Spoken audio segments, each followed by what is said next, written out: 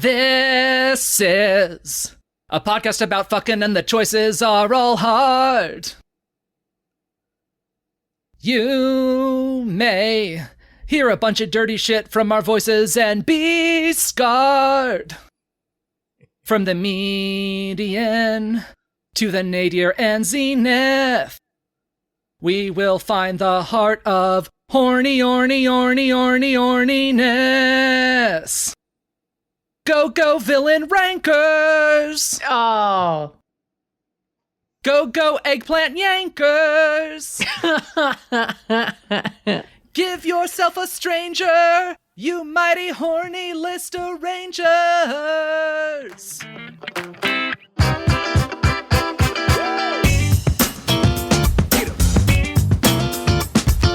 Beautiful. After 47 episodes, I'm free. It's finally time. We have received word that soon, arriving on our planet, will be 21 of the most dangerous, volatile, and cruel villains from the first 17 seasons of Power Rangers. That's the original Saban era through the end of the Disney era, right before the switch to HD. Perhaps some villains from the later seasons may arrive to attack the Earth someday, but this is not that day. And to be clear, we're not talking monsters of the week here.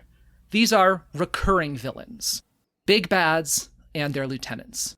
So get out of here, Madam Woe, Eye Guy, Pumpkin Rapper, Tickle Sneezer, Poluticorn, the Oysterizer, Invencible Flytrap, Turkey Jerk, Boo-Hoo the Clown, Video Vulture, Stenchy, Big Burpa, Terror Tooth, Mad Mike the Pizza Chef, Lord Litter, Mr. Goorific, Crocovile, and Tankenstein? We're not talking about any of you today. What? I will say when this concept was floated to me, Eye Guy was the first person that I thought of.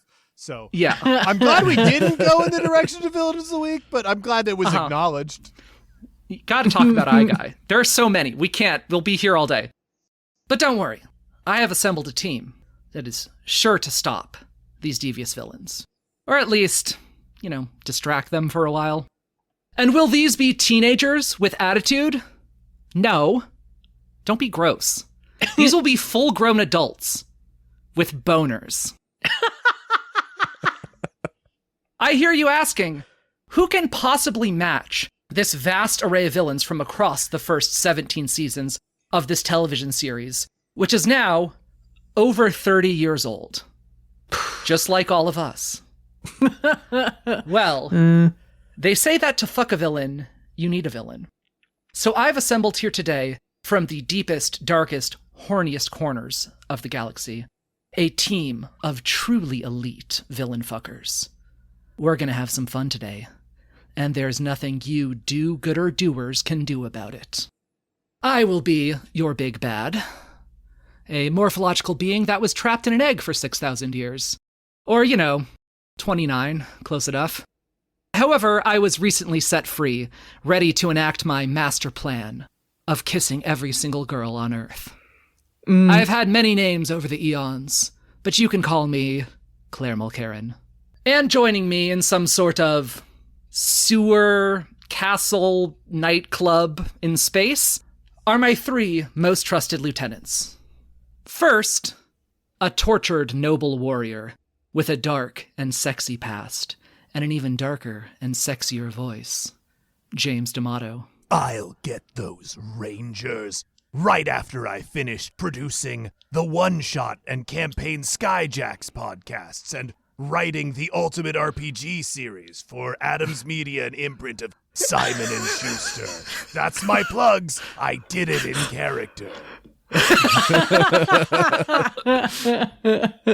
Second, someone who I am almost positive will betray me someday in an ill-fated attempt to seize the throne, with beautiful flowing hair and the most luscious eyelashes you ever did see. A truly messy bitch who lives for the drama, Jake Mason. Hi, I didn't write anything down. I watched 700 some odd episodes of Power Rangers. I have seen every one of these motherfuckers and took notes on them, so I'm ready. I'm ready to go.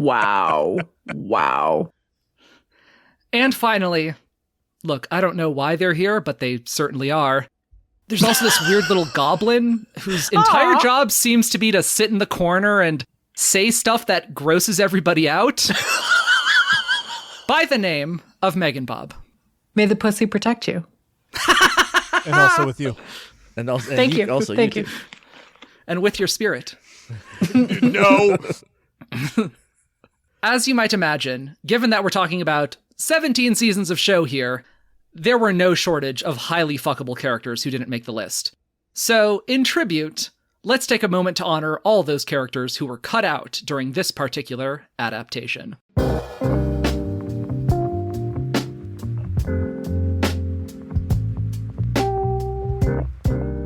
Rita Revolto, an angry, stinky skeleton man who is Rita Repulsa's brother.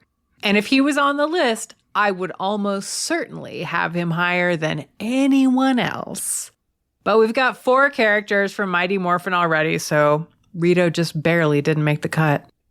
From Power Rangers Wild Force, Jindrax and Toxica, my beloved, 2 of the coolest, best characters in all of Power Rangers, villain or otherwise. I love them. I love talking about them. They were on the list at one point, but as we put it together, I'm like, you know what? I think they're friends. I don't think they're fuck buddies. Vipra, Miratrix, Elsa, and so many more. Look, there is no shortage of hot, evil goth ladies here. We couldn't include them all, so we picked the ones that felt the most distinct and memorable. Whether or not they're the hottest is up for debate, and also not a question. Literally anyone from Power Rangers SPD. We tried to include at least one villain from each season, and when it came to SPD, look, folks, we tried. We really tried, but who is there to talk about? Emperor Grum, Omni, the Magnificence. I don't even think they named him in the show. Maybe we can talk about Morgana. It said Magnificence on the wiki, but I never remembered them saying that. Dubious reporting done on Ranger Wiki. Maybe we can talk about Morgana, but she's sometimes a kid and sometimes an adult, and it's sort of unclear if she's a kid who got turned into an adult or an adult who got turned into a kid, so let's just not go there. And you know I love my girl, the evil A-Squad Red Ranger Charlie, but she is not really a character. She's just in a handful of scenes, and her personality is just mean. Sort of. Unless, wait, is it too late to add Doggy Kruger to the list? Because I hate that egg-sucking dog so much. I hate him so much. With that out of the way, let's move on to the actual list.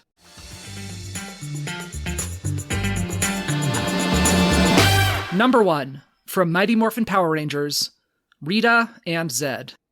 They're an unlikely couple. One's an evil space witch with a voice like a fork in the garbage disposal, and the other is an inside-out emperor with a visible pulsing brain. They start off hating each other, but eventually they end up married, and still hating each other.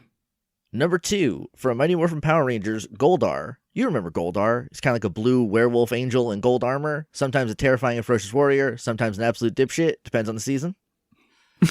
Number 3, from Mighty Morphin Power Rangers, Finster. A soft-spoken alien who crafts monsters out of clay and brings them to life in his Monster-matic.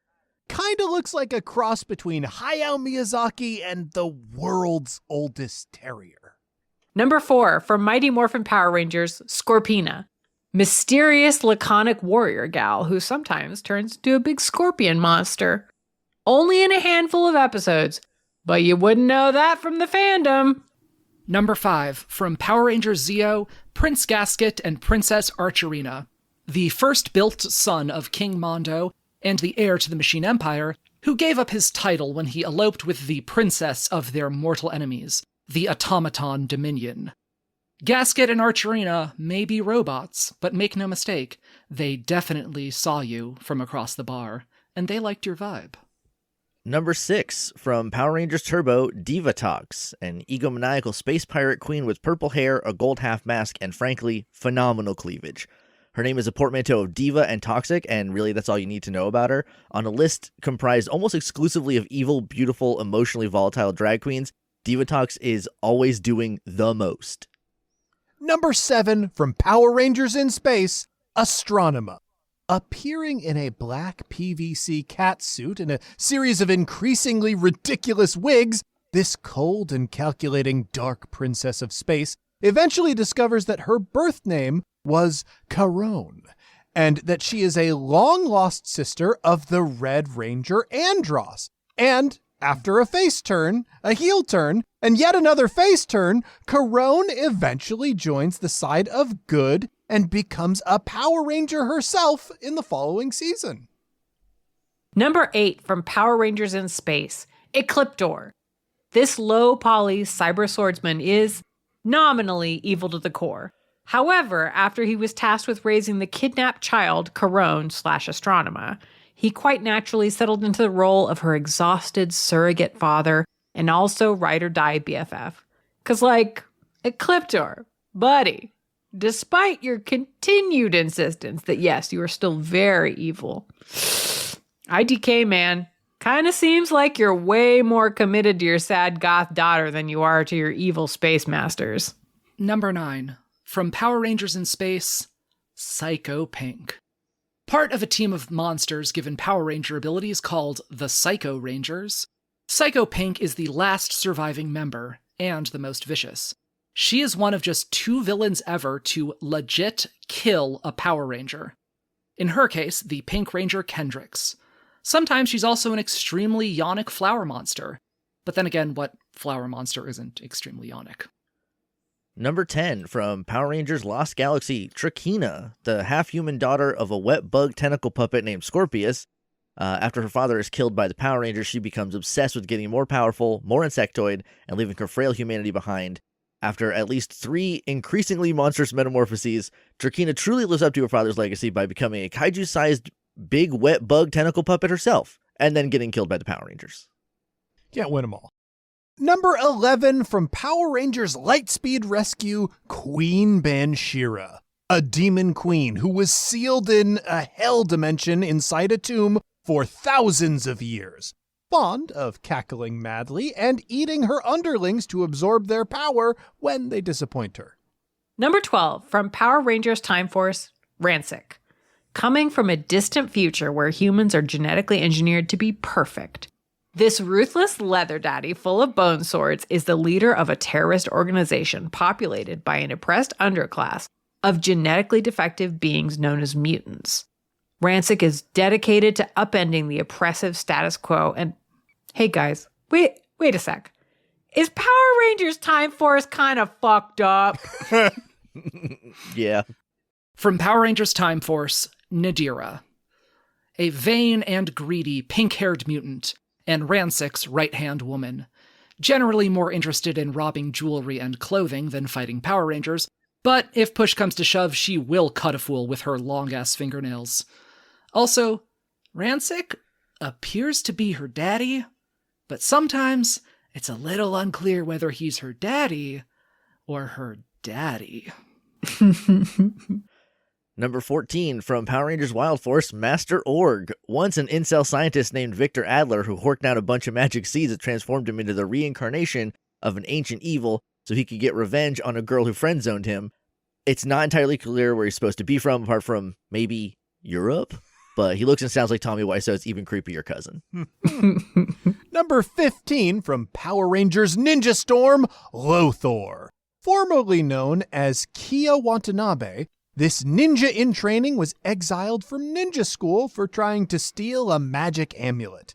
He fucked off to space for a bit, changed his name to Lothor, started dressing like an evil luchador, and returned for revenge against everyone who wronged him, including his twin brother, who he transformed into a guinea pig, proving that even though his former classmates took everything from him, they couldn't take his sense of humor. Number 16 from Power Rangers Dino Thunder, Mesogog. Once a brilliant scientist named Anton Mercer, but seemingly not brilliant enough to avoid accidentally turning himself into a cold and sadistic evil dinosaur man. Anton and Mesogog have a sort of Jekyll and Hyde thing going on. Anton wants to turn himself fully human once more. Mesogog wants to turn all humans into dinosaurs. You can see why they don't get along. I do, however, ship it. Self-cessed. Self-cessed. All right. Number 17. From Power Rangers Mystic Force, Necroli. The queen of the vampires will mind control you and make you call her mistress. But also, we don't ever see any other vampires besides her and her daughter, so is she just the queen of herself and one other person? Number 18 from Power Rangers Operation Overdrive, Flurious, parentheses, and Nord? In a season with 6 main antagonists, one is clearly the least effective and most annoying of the bunch. That's right, the never not angry ice wizard, Flurious. However, despite all odds, he outlasts all the competition and becomes the final boss of the season by default. While perhaps not the most irritable villain of the season, he may be the most irritated due to the inescapable presence of his dopey sidekick, Norg, the friendly Yeti.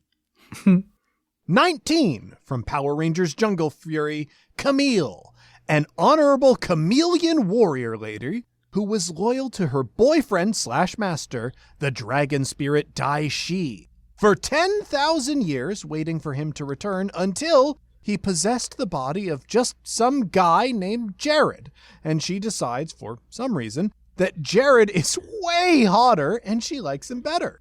She eventually turns on Daishi and helps kick him out of Jared's body so that she can be with Jared instead, who is, I will remind you, just some guy. Number 20 from Power Rangers RPM, Tanaya 7, a cocky monologuing infiltration robot who may or may not be the long-lost sister of the Black Ranger, Dylan. How many Power Rangers femme fatales are eventually secretly revealed to be long-lost sisters of Power Rangers? The answer may surprise you.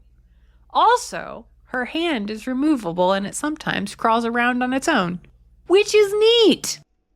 And finally, number 21, from Mighty Morphin Power Rangers, the movie, Ivan Ooze.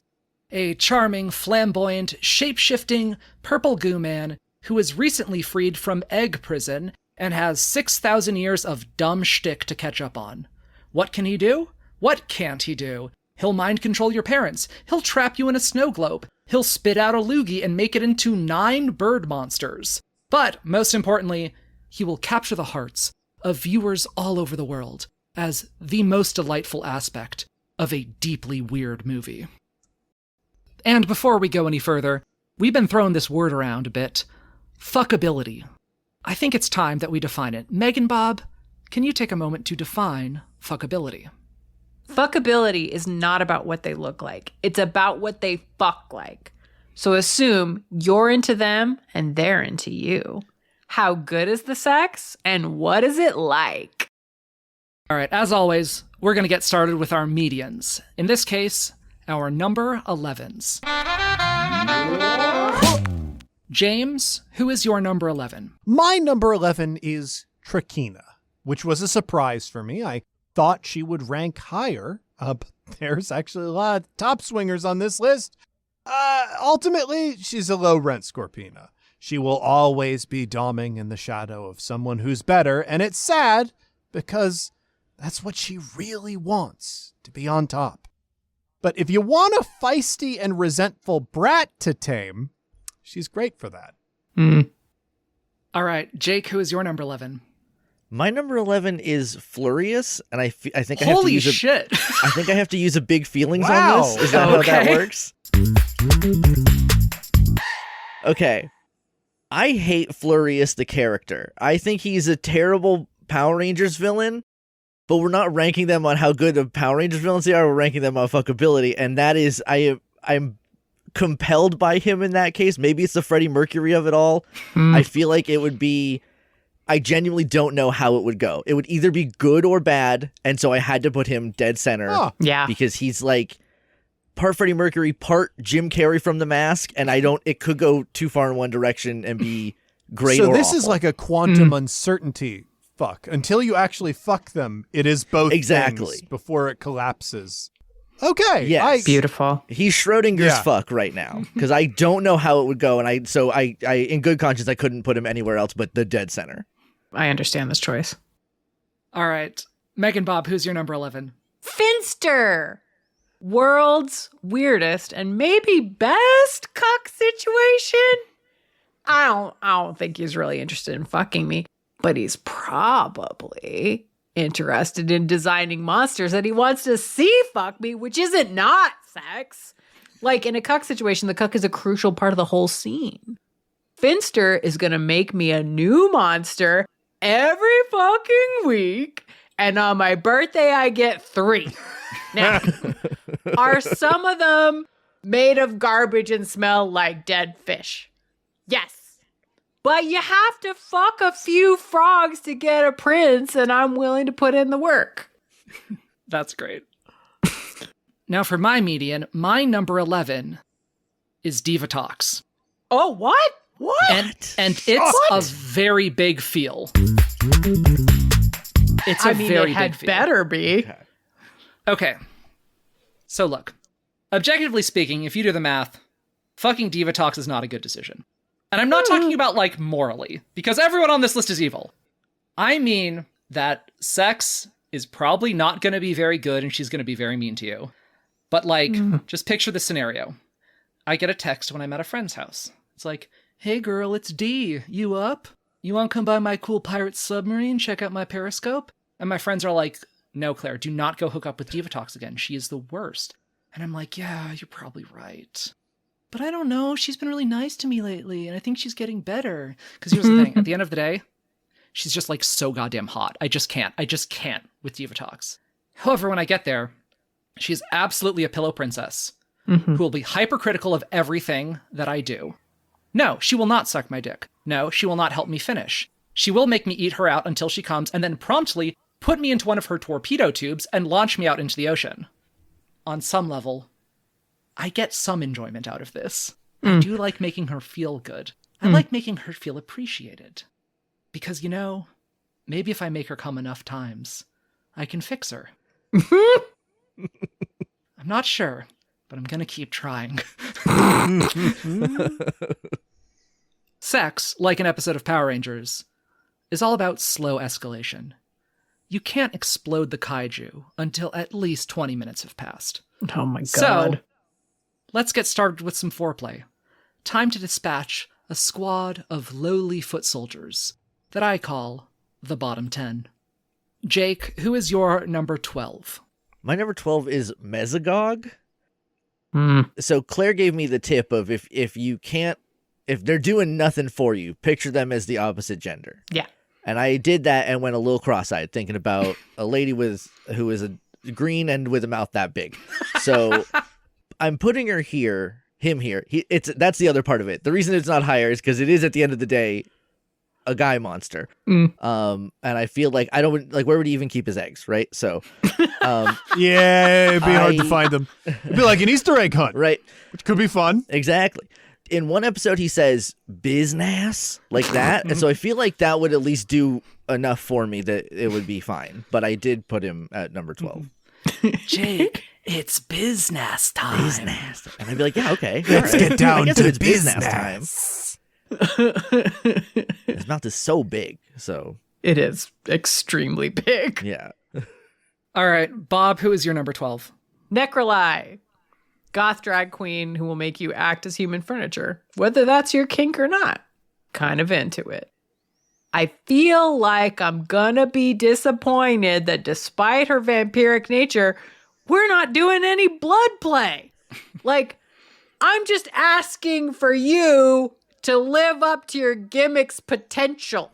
I don't feel like I'm being unreasonable, but I guess it's a fucking kids show, so no bodily fluids for me. Yep, it's a kid show. No bodily fluids. Fucking is okay. Yeah. In all of this. Kissing is not. Kissing is not. You try to do some blood That is play one and of- sparks just explode out from your chest. yeah. There's just fire. Yeah.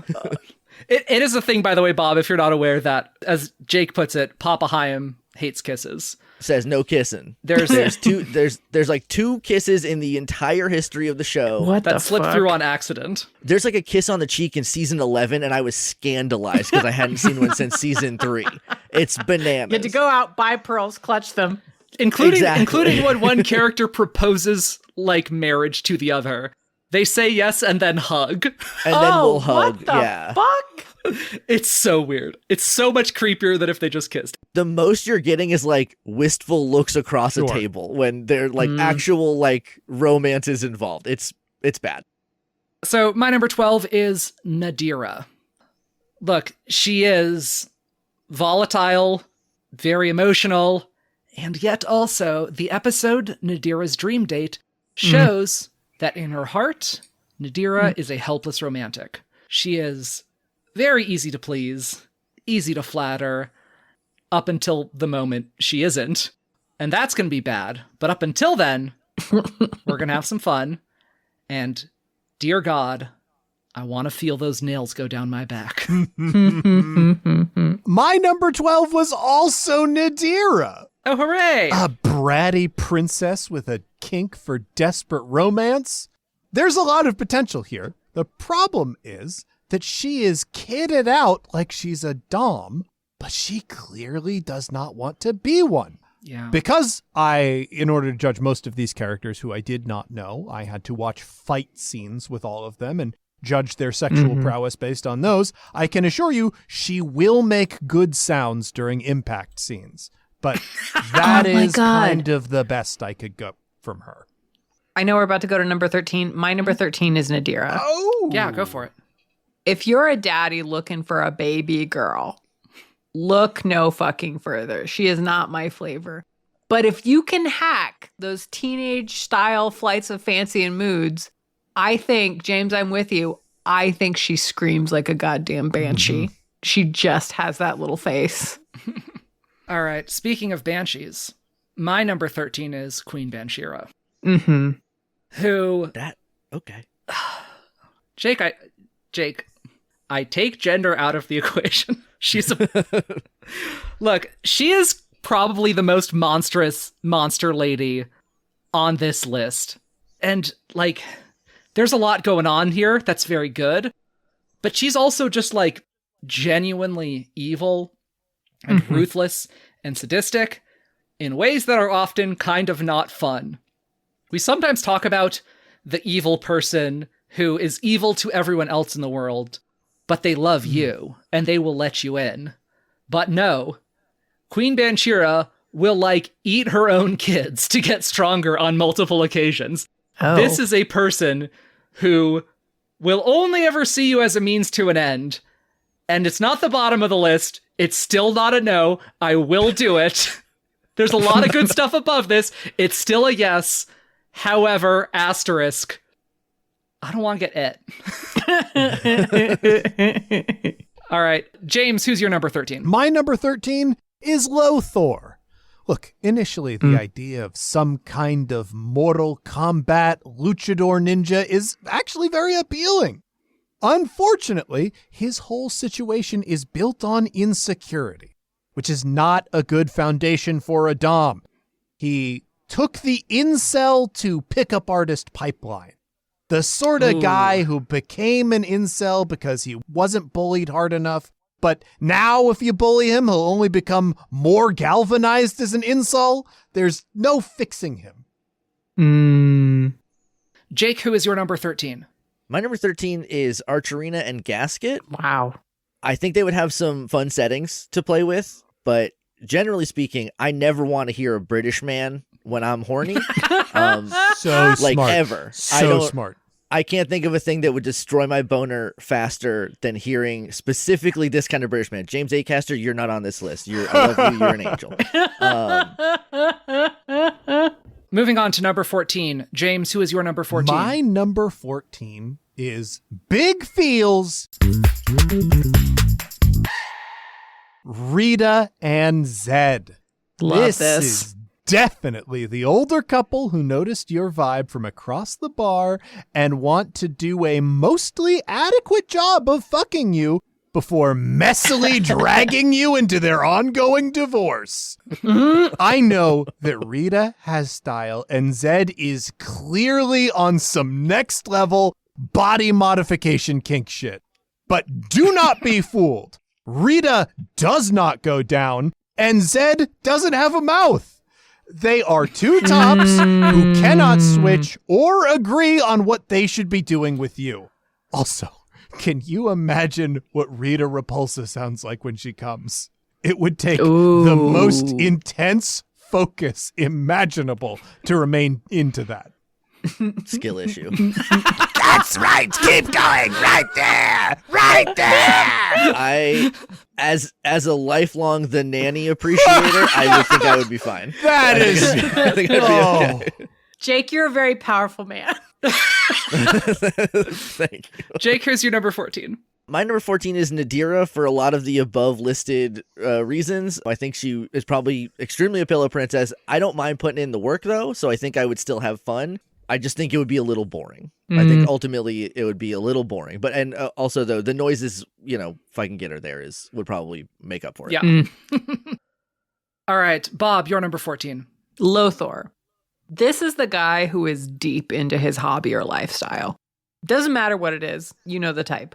The guy who has dedicated half his house to model trains, or Warhammer 40K minis, or black and white pictures of women on Harley Davidsons. It's the guy who has found his niche and lives it. This is a theme park fuck. If you fuck this guy, it is going to be themed on his shtick and themed heavily. I will have to dress as a space ninja, and he is going to cane me with his sheathed katana. The sex itself, middle of the road. But the point of going to Disneyland is for the whole experience, not because Space Mountain is actually the best roller coaster or whatever. And finally, my number 14 is Camille. Look, I love a monster girl. Camille has the added advantage of being able to switch back and forth between human and monster at will. She's your classic honorable warrior who's a little bit sad. It's a type that I'm generally speaking very into. I love the fact that her ponytail is curled up in the back and looks like a little chameleon tail. It's the cutest thing in the world. However, there are other people on this list that kind of do the things that she does better. I'll get to those in a moment. And also, there is a little fly who lives in her stomach who does pop out sometimes during fights. Ooh. And he gives little play-by-play commentary. And I don't know if I want Flit, hovering over me, staring at me with his cold, dead bug eyes, giving a play-by-play of how well I'm fucking her. Oh, wow.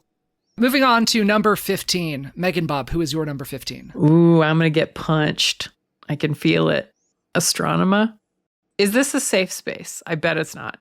I just don't get it up for sad goths that much. So any goth? No, So they're goths- not. so goths They're then? not all sad. Some goths are mean.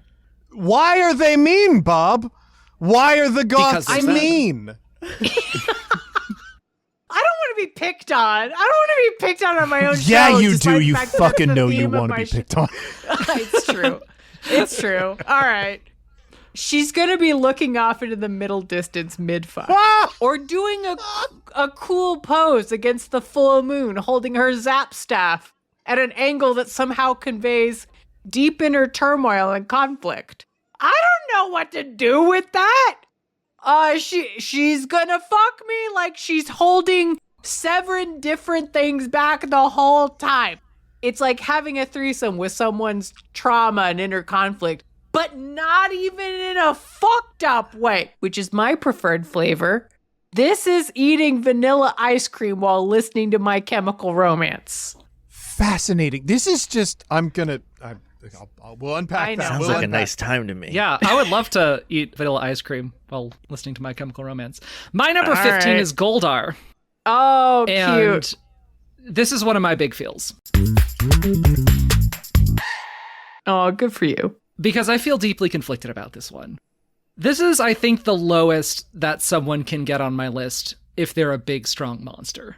Ordinarily, big, strong monster, definitely the upper half. However, what does Goldar do in most episodes of Power Rangers? Mm-hmm. He shows up, talks a big game.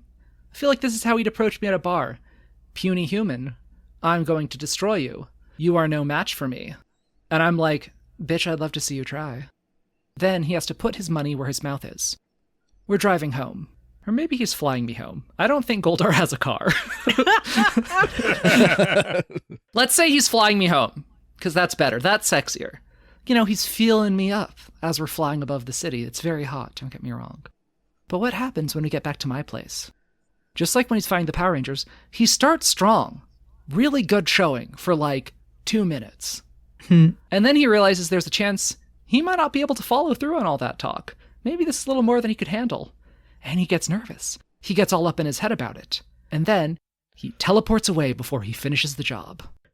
And yet, there are still 6 people beneath him. Mm-hmm. This fuck that he will give me is definitely much worse than a lot of the fucks below it. But why am I not putting him lower? Because he's a big, strong monster man and he can pick me up and fly when I am in his big, strong arms. James, who is your number 15? My number 15 is Finster, and it's because he's such a gamble.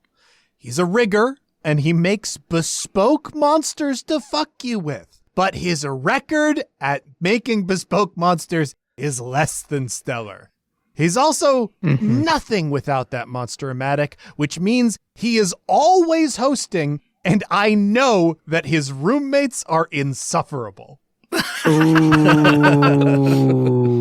Had not considered. Jake, who is your number 15? My number 15 is Lothar. When I think laughing while you're having sex is fine. I think it's good. And oftentimes I would be lying if I didn't say that that was a little bit my goal. Aw. But I feel like Lothar would be doing too many bits. And I don't need that. I don't need you to be doing straight up bits and like goofs and gags while we're trying to get down. So I have to pass on Lothar for the most part. So, moving on to number 16. My number 16 is Rita and Zed. This is a fuck that is, generally speaking, more entertaining than it is sexy. You know, it's fun to watch them bicker. I was thinking, is this just like kind of bottom of the list? Is this actually going to be any good at all?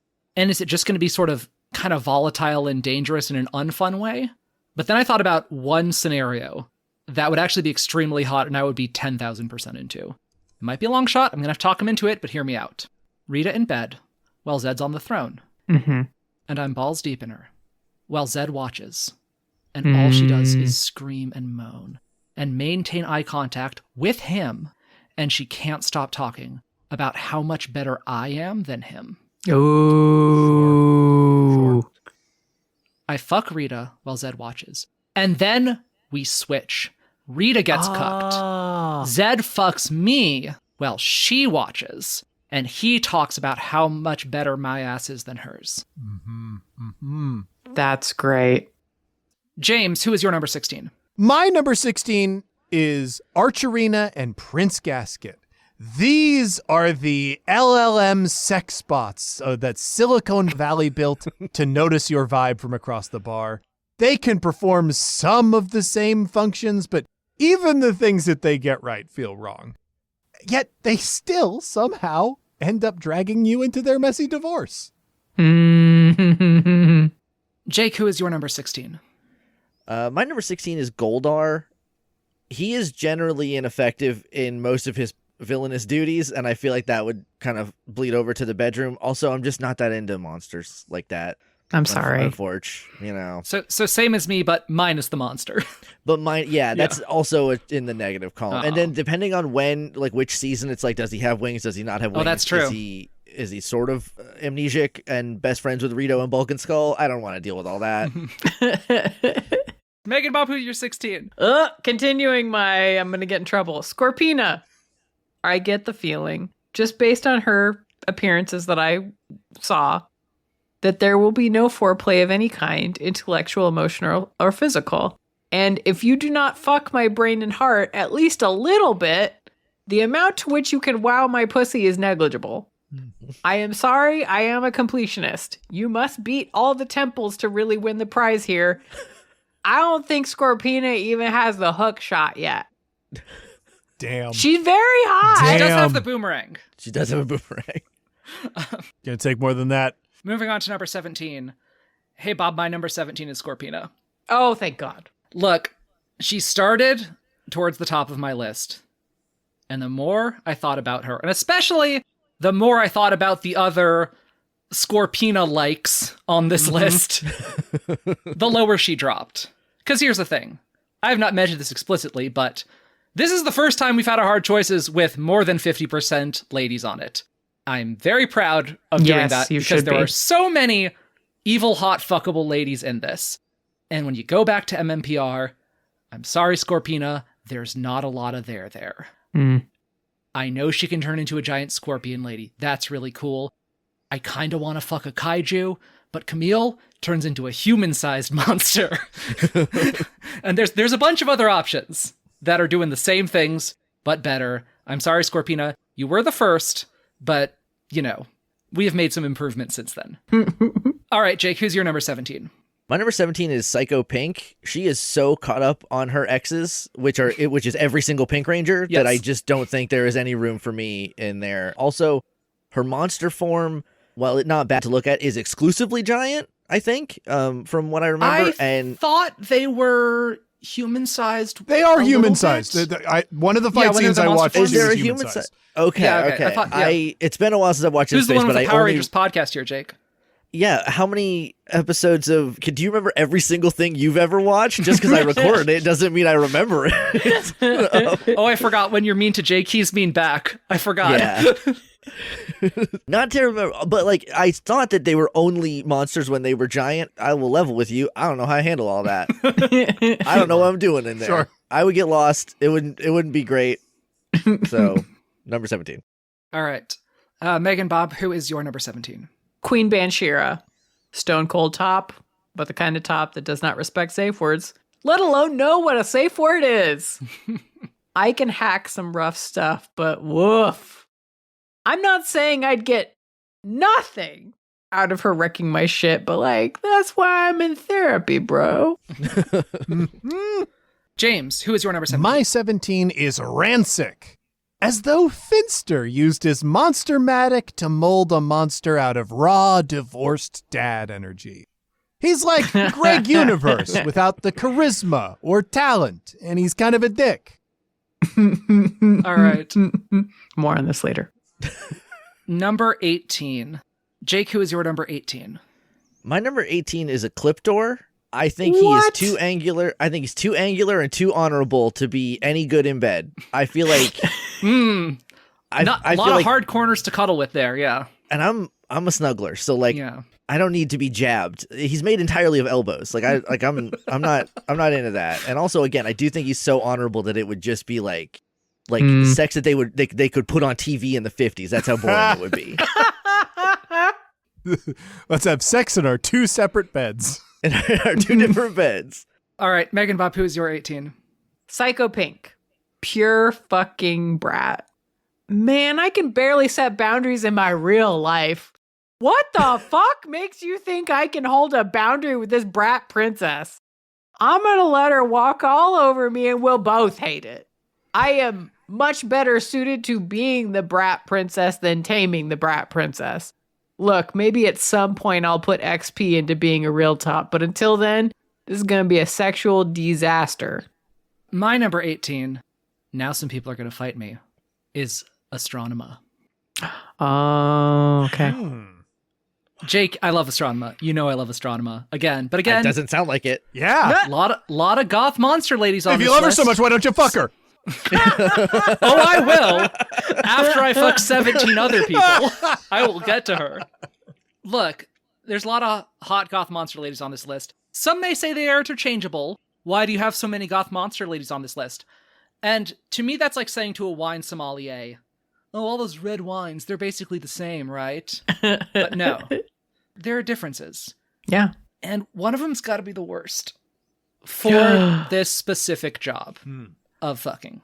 One, she's not a monster. She can't turn into a crazy monster thing. And then the other thing, like Bob said, she's kind of sad. She's kind of boring. She's trying to be this cool evil chick, but unlike someone like Divatox or Rita, who is naturally suited to this role, she wears this queen of evil shit like an itchy sweater. It's not meant for her. When she eventually becomes good again, she's like, oh, thank God, I don't have to try to be this thing that I am clearly not, that I was never meant to be. I love her very much. I do not think the sex would be good. I'm just going to drive her to therapy. I can't wait to All right. fucking drop some knowledge on all of you. We got to get to the Come top on. of this list. I cannot wait. I cannot wait. James, who's your number My 18? number 18 is Flurious. Yeah. This ice kink peepums does nothing for me. Like Rita, his voice is rancid. But unlike Rita, it's not rancid in a fun way. It just sucks. And including Norg does actually somehow make this worse. But also not worse enough to actually move them further down the list. I will say, though, that the only way I want to be inside Norg is if Han Solo cuts him open to keep me from freezing to death. All right, moving on to number 19. MeganBob, who is your number 19? Trakina, a brat and a pillow princess. She gonna yell at me and expect me to do everything. I don't care how sexy she is, and she's very sexy. This bug lady is way above my sexual pay grade. I know, skill issue. I know. All right, my number 19 is Lothor. And look, Lothor looks like every single fucking dude who messages me on FetLife to ask if I want to fuck him, despite my profile saying that I only like chicks. Like, sure, dude, you're a little bit funny, I guess. You're a little bit charming. And I know we're not supposed to take gender into the equation here, and that's not what I'm talking about. I am talking about the sort of dude who would DM a trans lesbian and ask if she wants to fuck, and then when she says no, the conversation is not over. I go to sleep and wake up, and there are paragraphs. Oh. Yeah, he's fucking monologuing. Yeah. All right, James, who is your number 19? My number 19, sadly, is Queen Banshira. She's a career woman first, and a dom, I think, only incidentally. If she has sex at all, and it's not clear that she does, despite having many children, it is definitely evil sex, which should be a plus in her column. And if you happen to love the exact sort of evil kingdom that she runs, she could be a great option for you. I don't know if you're into some sort of psychic energy vor, but she can make that happen. But if you are not in that very, very narrow Venn diagram of sexual debauchery, you just have to be on board with like full submission and no promises of anything else. And that ain't me, dog. James, my number 19 is also Queen Banshira. I think this would probably be the worst sex of everyone on the list because she would kill my ass graveyard dead and there wouldn't be any. And then she would eat my body and then I would be dead and I don't want any of that. So and there are two below this, I will point out. Yeah. Yes. Yeah. All right, let's figure out what those are. So moving down the list to number 20. My number 20 is Flurious. We know he's the most annoying and incompetent villain. Look, he's not going to be able to get hard. Which, hey, like, you know, not a deal breaker necessarily. I fuck a lot of trans girls. Some of them have some trouble getting hard. Some of them don't like that. Some of them don't want anything done down there. You know what? I can be flexible. I can go a lot of different ways. I'm into a lot of different kinds of stuff. But he's the sort of dude who will get so defensive and shitty about it. He's going to blame it on the fact that, oh, you know, my bedroom's really cold. And I'm like, but you're a nice guy. Isn't this just normal for you? And then he's going to blast me with his magic staff and I will be dead. So, James, who is your number 20? My number 20 in big feels here. Ivan Ooze. What? Wow. Okay. Wretched. Do you know how trash you have to be to make being a shapeshifter with mind control powers unappealing?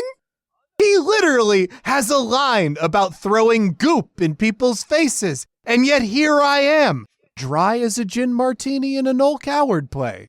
His problem is that he radiates boomer energy. Before boomers were even old enough to act like that. Part of his shtick was being a snake oil salesman and carnival barker. And I don't even find his purple people-eating bitch charming. He just sucks. The only thing I want him under is at least 6 feet of the earth. All right. Jake, who is your number 20? My number 20 is Finster. You know how some people are daddy? Mm-hmm. Well, Finster is papa, and that sounds like I would just be so uncomfortable fucking Finster. Yeah. I feel like he's going to break a hip. The fragility alone, it would be terrible. But also, like, he would make little yippy noises, and it would just sound like an actual dog. And I don't know if I'm into puppy play, but I know I'm not into puppy play with Finster. All right, Bob, who's your number 20? Big feels. Rita and Zed. Wow. Let me start off by saying that I want them both. But, oh my God, this sounds so awful that I am genuinely upset thinking about it. Individually, I could get so much out of each of them. But this hateful couple that are low-key, not even low-key, high-key, at each other's throats? Fuck that. Remember how awful it is just in life when you're around a couple that's low-key fighting but trying to hide it. Imagine they aren't trying to hide it and you have to fuck them. This is not about hating the characters. This is about hating toxic relationships and not wanting to be in the unfortunate position of trying to maintain a boner in the middle of one. Both of them are so much fun. But I want kitchen table Polly, and they are giving me battlefield backstabbing. No, thank you. All right, so we've now arrived at number 21. And unless I am mistaken, I believe there is one name that has not appeared on any of our lists. This could be unanimous. I'm going to call it right now. I'm predicting a clean sweep. I'm predicting all 4 of us are going to be on the same page with our number 21. Oof. Gosh, I hope so. Let's see if I'm right. I will look at you differently if it is not. Sure. Let's see if I'm right. Forever. All right. James, who's your number 21? Master Org! An incel who reimagined himself as a creepy clown wizard with a Cronenberg fetish. I'll recognize that for at least one person on this godforsaken planet of ours, he's a dream come true. But I want nothing to do with either of them. I know if he didn't find a magic jungle worm, we would have been a part of Gamergate. And that is just hard fucking no. All right, Jake? My number 21 is Master Orc. Okay. Also. Yep. He was born an incel and he should die an incel. If I can put jokes out of the room for a minute, his coworker had a husband. He was incensed about that. Then they had a kid and then he killed her. Like, I don't know what to do with that. I don't know why anyone would put him any higher. Had a boyfriend and that boyfriend proposed, but he was going to propose on that same day to a woman he was not dating. That should never happen. Yeah, that's never happen. Nuts. Yeah. That was the first sign that shit was bad. Oh. MeganBob, who is your number 21? Prince Gasket and Princess Oh, Archerina. holy shit! Oh, It's yeah, not a clean sweep. I will talk about Master Org in a sec, but go right ahead and tell us about Gasket and Archerina. I am scandalized, Megan. No. Please. You have to stick with me. Okay. Because I have a reason. Okay. And it's in my book, it's a gotta be very so good. reason. Bob, blow this case so wide good. open for us. Yeah. Okay, so basically, Archerina's ability to be emotionally manipulative is terrifying to me. This couple's so up their own ass about their fucking, their satisfaction that I think they're going to treat any unicorn horribly. Unicorns already an endangered species in the sexual ecosystem. These people are poaching them like it's going out of style. The only way I think I could have a good time is if I was infiltrating their relationship to take them down from the inside. I know. Yeah, so let's return back to Sense and reason. Sense and reason. My number 21's Master fucking Org. Look, there's no winning with this guy. It's not going to be good sex. And if you fuck him once, you can never leave. Or he will kill you with vines.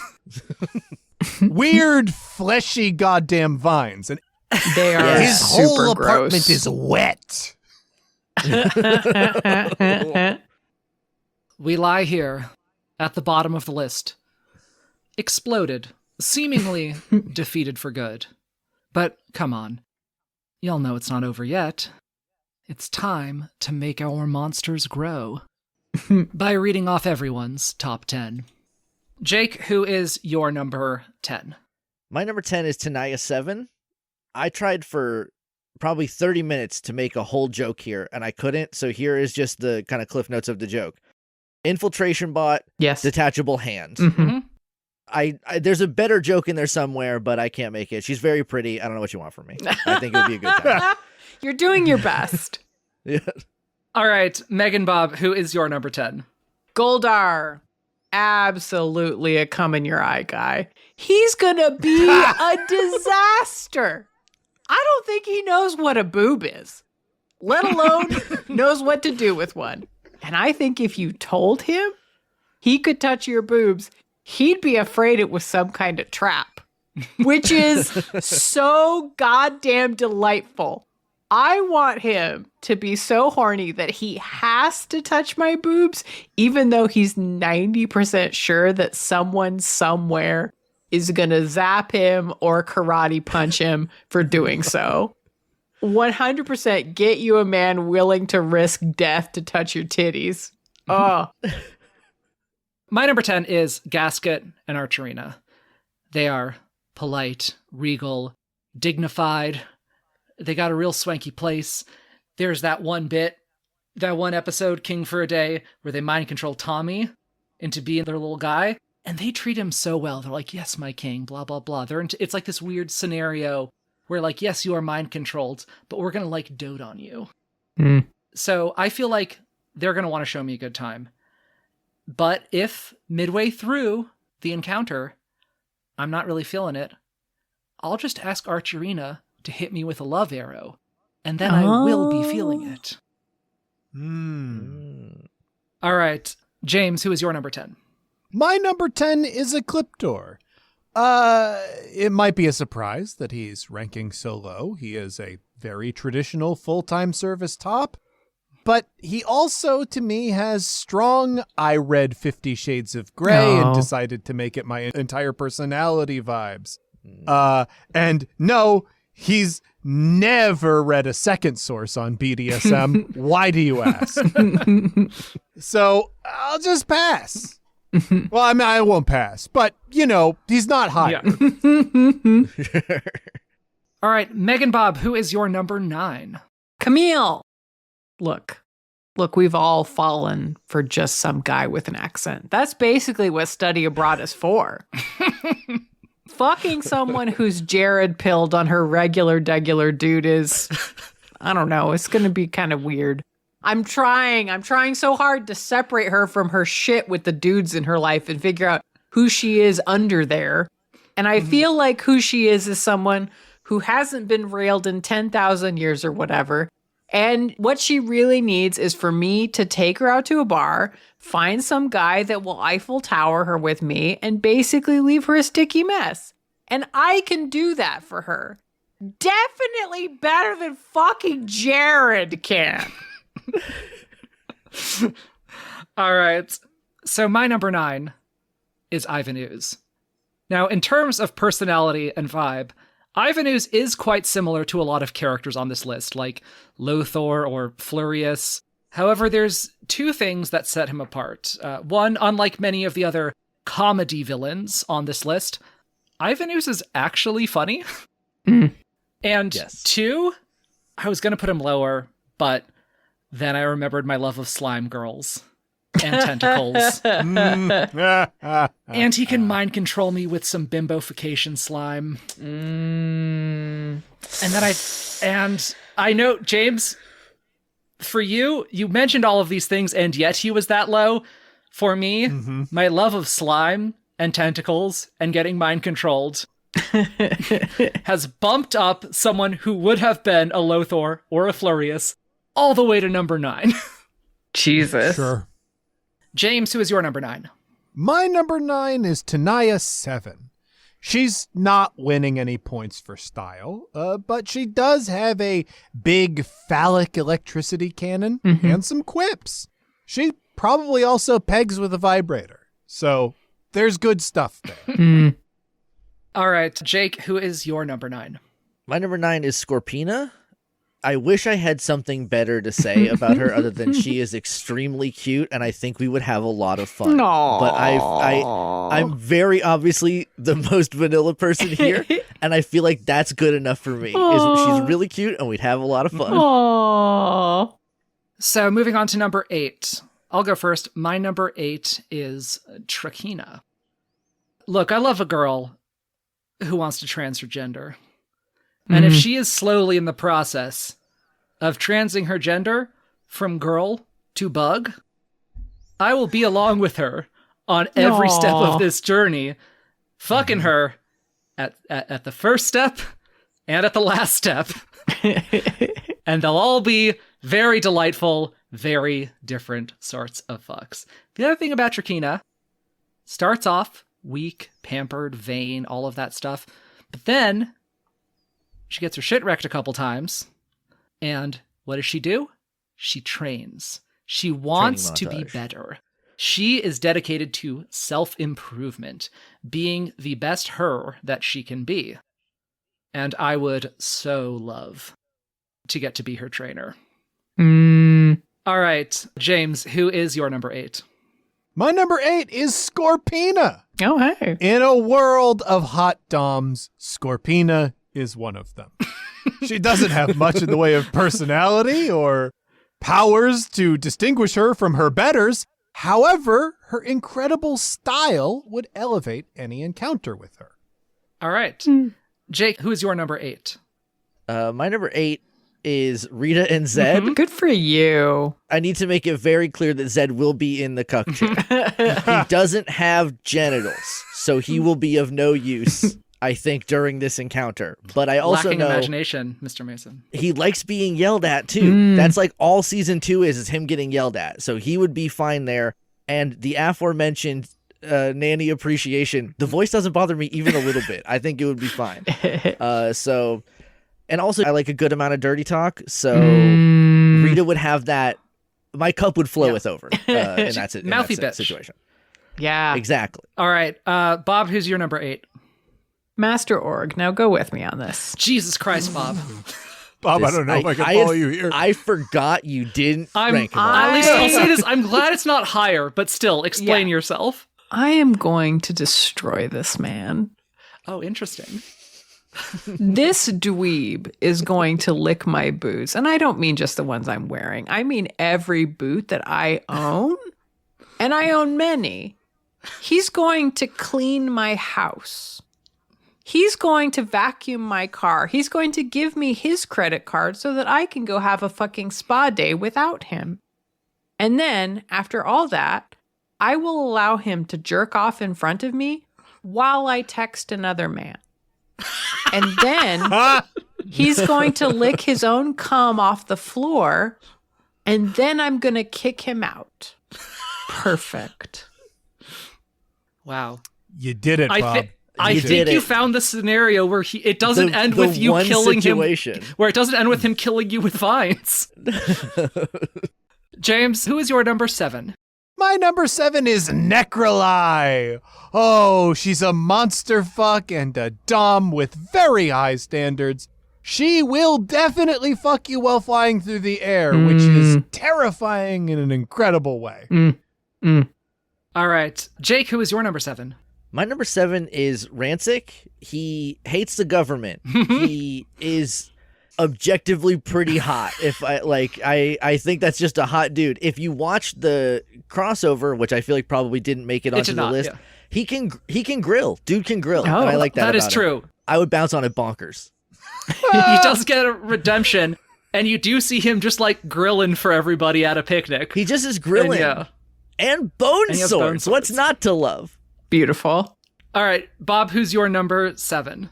Big feels. Mesogog. He's so fucking hot. I mean, okay. He looks like a Pac-Man reskinned as an alligator. But aside from that, he's so fucking hot. And then when he said to the Power Rangers, you need discipline, I was like, yes, it me. I do, Daddy.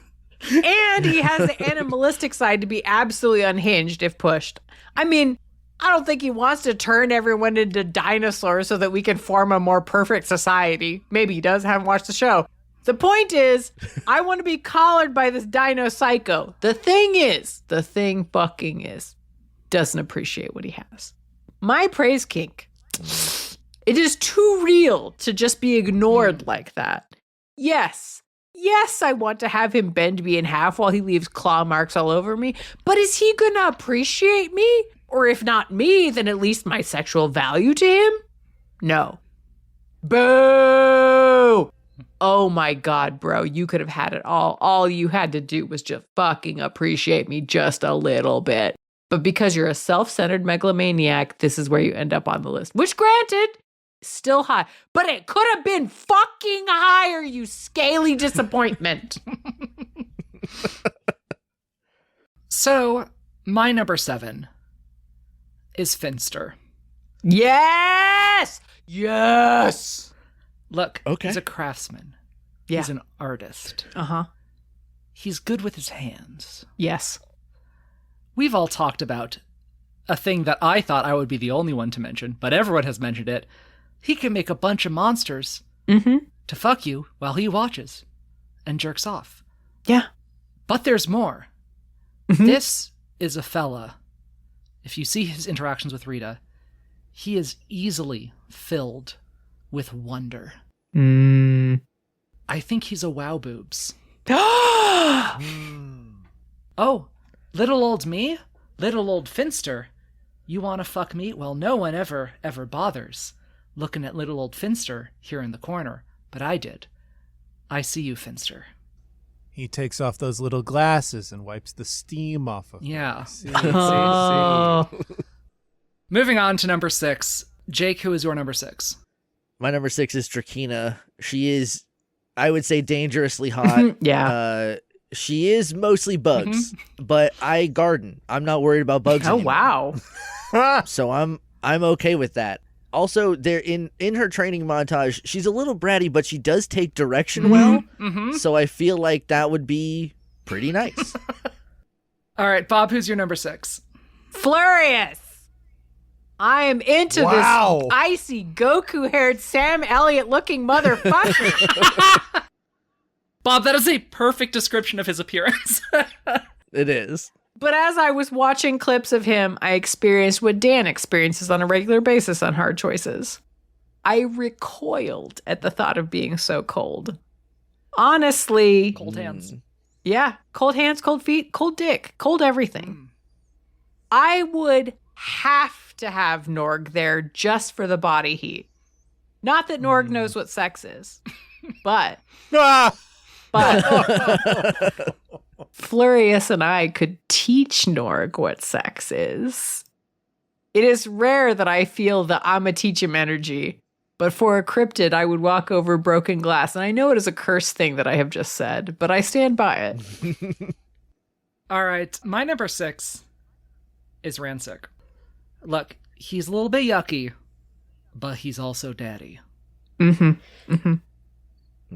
I'm balls deep in his ass, I want him to pull a bone dildo out of his forearm and slide it inside me. Oh, that's beautiful. James, who is your number 6? My number 6 is apparently a more controversial choice than I originally imagined. That's Astronema.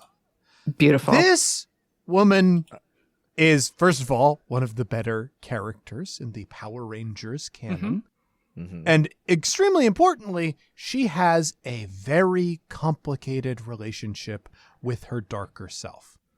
Does she want a space to inhabit her dark mirror so that she can enjoy what normally brings her shame?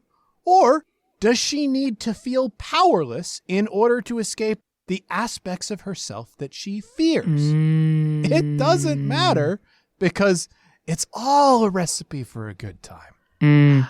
James, you're kind of winning me over a little bit. Yeah. Moving on to number 5. MeganBob, who is your number 5? Tanaya 7.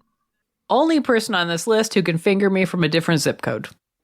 I am ready to kneel for this robo-mommy. Hell yeah. My number 6 is a clip door. Oh, so happy to see this. Yeah. Y'all know I love to fuck a tired mom. Mm-hmm. Love to take care of a tired mom. We're taking gender out of the equation. Therefore, I also love to fuck a tired dad who works so hard to take care of his sad goth daughter. Yeah, he's sad and he's dark and he's tortured. Mm-hmm. That's all I have. I only had one sentence written. James, who is your number 5? My number 5 is Mesogog. Yeah. A sadist with at least some hypnosis powers, and with his obsession with restoring the age of dinosaurs, a potential pet play kink. There is a lot of fruitful ground to explore as a sub for him, but he also has dignity in style, which is not a guarantee for many Power Rangers villains. So it means that if you choose to top him instead, you can imagine those pale cheeks turning slightly red with anger and humiliation once he realizes how much he enjoys it when I show him what his cloaca is for. Oh. I didn't even consider James, I don't know if you know how lizard sex works, but that's actually not what the cloaca is for. Oh, no, it's for. Okay, all right. Pretty sure that's what it's for. That's what his is Okay, for. yeah. I can guarantee you that. Jake, who is your number 5? My number 5 is Necroli. Oh, beautiful. I have no interest in being hypnotized. Not that she would care, but I feel like if someone's going to do it, I would want someone experienced with it. Also, she might bite me, but that's not how she makes vampires. She makes vampires with like a second guy who's like has tentacles. It's weird. So I wouldn't be turned into a vampire. I could still go outside. It would be fine. Also, she is extremely mommy. She turns into a human at some point, and even like Vita is like, wow, Lily's mom is hot. So it's like it's all right there. And I feel like she would call me a good boy, which is all I'm really here for at the end of the day. Yeah, moving on to number 4. My number 4 is Necroli. Beautiful. I mean, all the same things Jake said. She could turn me into a vampire. She could hypnotize me. I would be into both of those things. She makes her minions call her mistress. Also, there's her accent is kind of weird and beautiful and mysterious, and I love it. I believe the actress who plays her is from New Zealand, but the accent that she's doing is not like a New Zealand accent. It feels like she was shooting for transatlantic, but kind of landed in maybe Ireland. I'm not sure, but Transylvania. Yeah. That's a Transylvania-lantic accent, yeah. Yeah. But it is enchanting. I love her voice so much. Okay, James, who is your number 4? My number 4 is Goldar. Yeah. Goldar All right. is so many things. He's a monster fuck. He is a triumph of character design and a bumbling fucking doofus who never gives up or loses confidence in himself. He will boast like he is the top, and then you can just destroy him. And you don't even have to do any work. He will boast like he's the top, and then trip and somehow kick his own ass, hog tie, and edge himself for you. Oh. I love it. All right, Jake, who's your number 4? My number 4 is Diva Talks. And Claire, I agree with what you said about her probably being not the best fuck. But I put her below Astronema, and that would piss her off so bad that she would rise to the occasion. That is a good point. That is a good point. Also, I watched the Turbo the Power Rangers movie when I was 7 years old. It was very formative. Phenomenal cleavage. I don't think goes far enough. That is world class, Olympic level. Olympic level. And when she gets angry, she kind of bounces up and down. and you see like a little jiggle, it's very good. Powerful stuff. Bob, who is your number 4?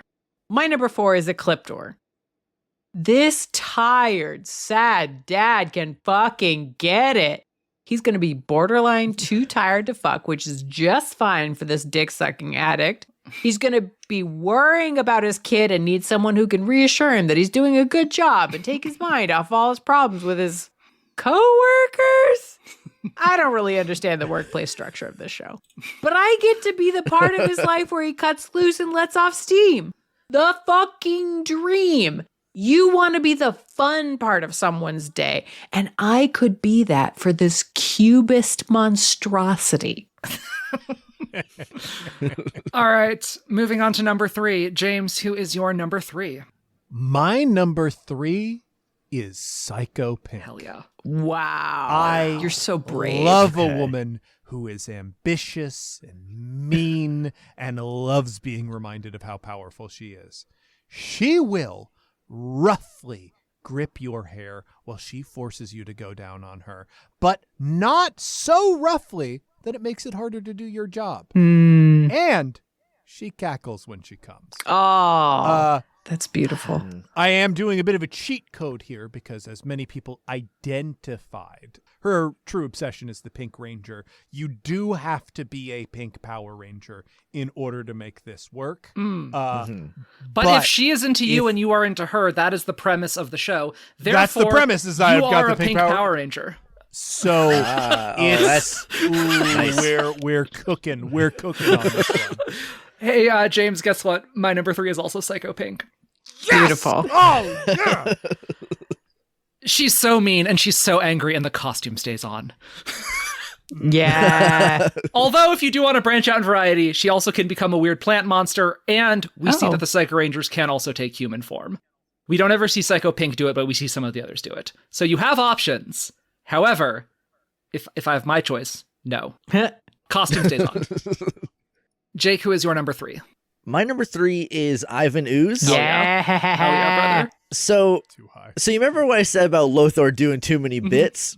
I feel like Ivan Ooze would do so many bits it would come back around. Also, the shape-shifting potential alone, I feel like puts him up here, and he's funny, so that would be good. But he can turn into like anything, and that's like he can shapeshift himself into things, and then also just take completely other forms. And also, I'm a texture guy. Oh. Smooth. There's a lot of that there. Yeah. There's a lot of different textures because it was 1994 and CGI was only so good. So you could request a texture. Yeah, you could. I could get any texture I want. On demand. You can only do so many polygons. It is 1995 CGI. All right, Bob, who is your number 3? My number 3 is Rancic. Yum. A delicious leather daddy who will pat me on the head and tell me how pretty I am when I'm covered in cum. And he's a middle-aged man who's a little chunky. Stop! You're spoiling me.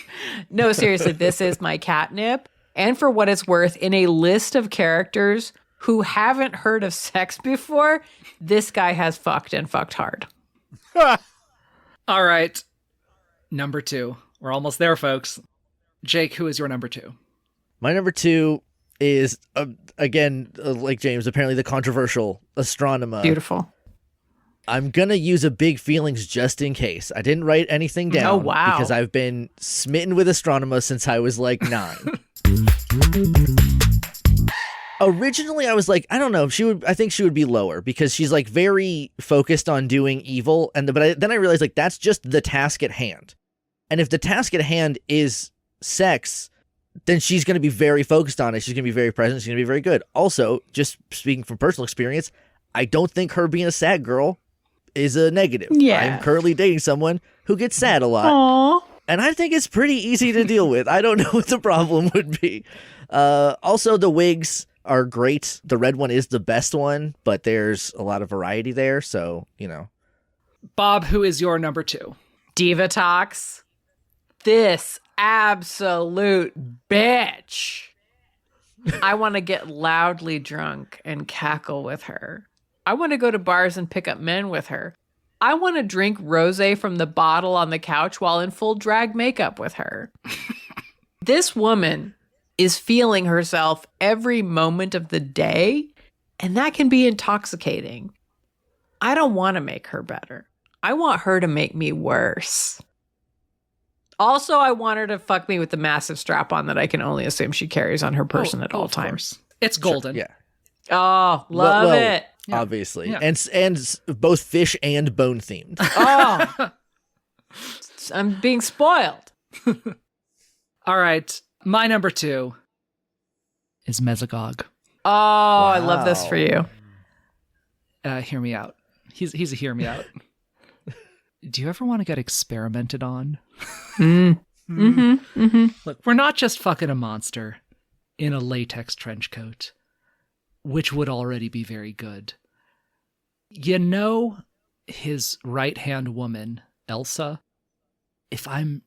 Her exact deal is, I don't think, ever made explicitly clear, but my reading is she was just a lady, and then Mesogog did some shit to her and turned her into a cool supervillain with powers and shit.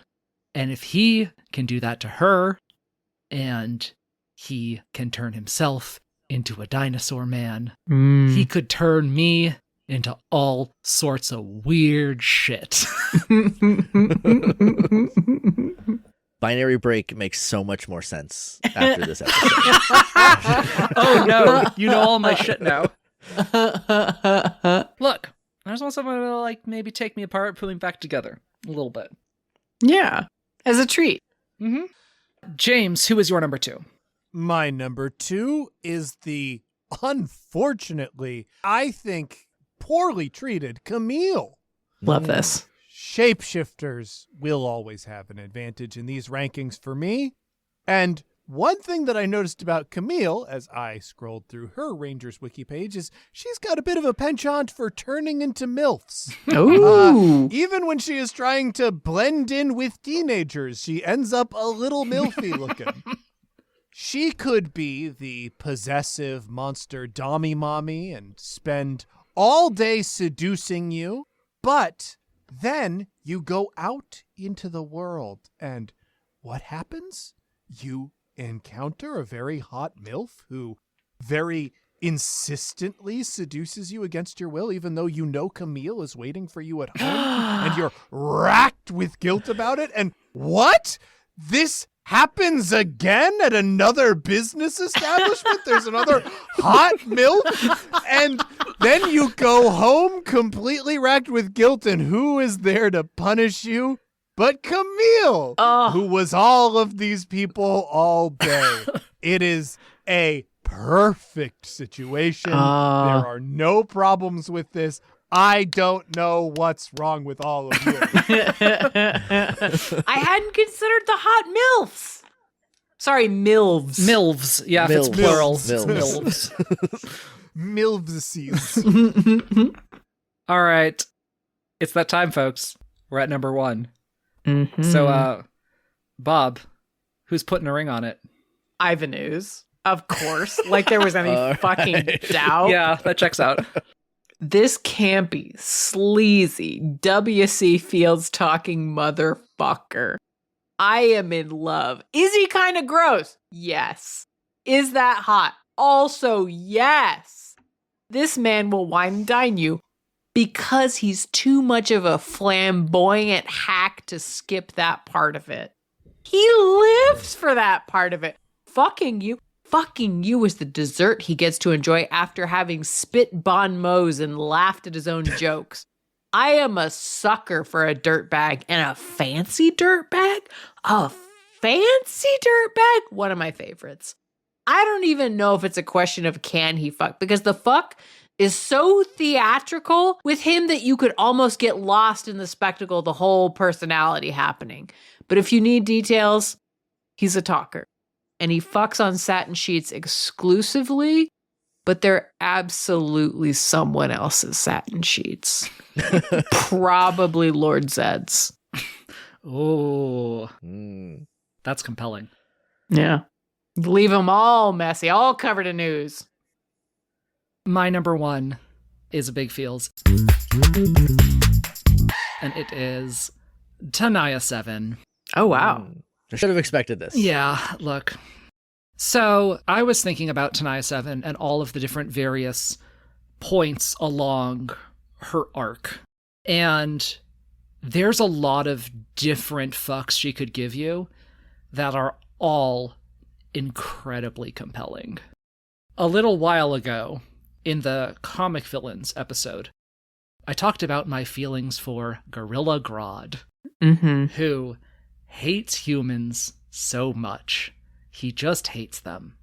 And yet, the premise of this show is he is into you, and you are into him, to the point where, even though he doesn't want to, he can't help himself. He has to fuck you, even though you're a dirty human.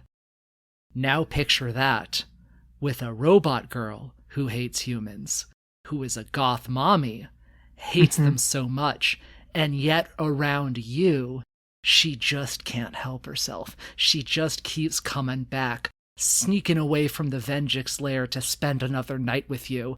And then she says, waking up in the morning, putting her little jumpsuit back on, filthy flesh bag. This is the last time this happens, but she'll be back. That's the first fuck. We'll skip all of the middle stages, but there's another one at the end that is also fucking incredible.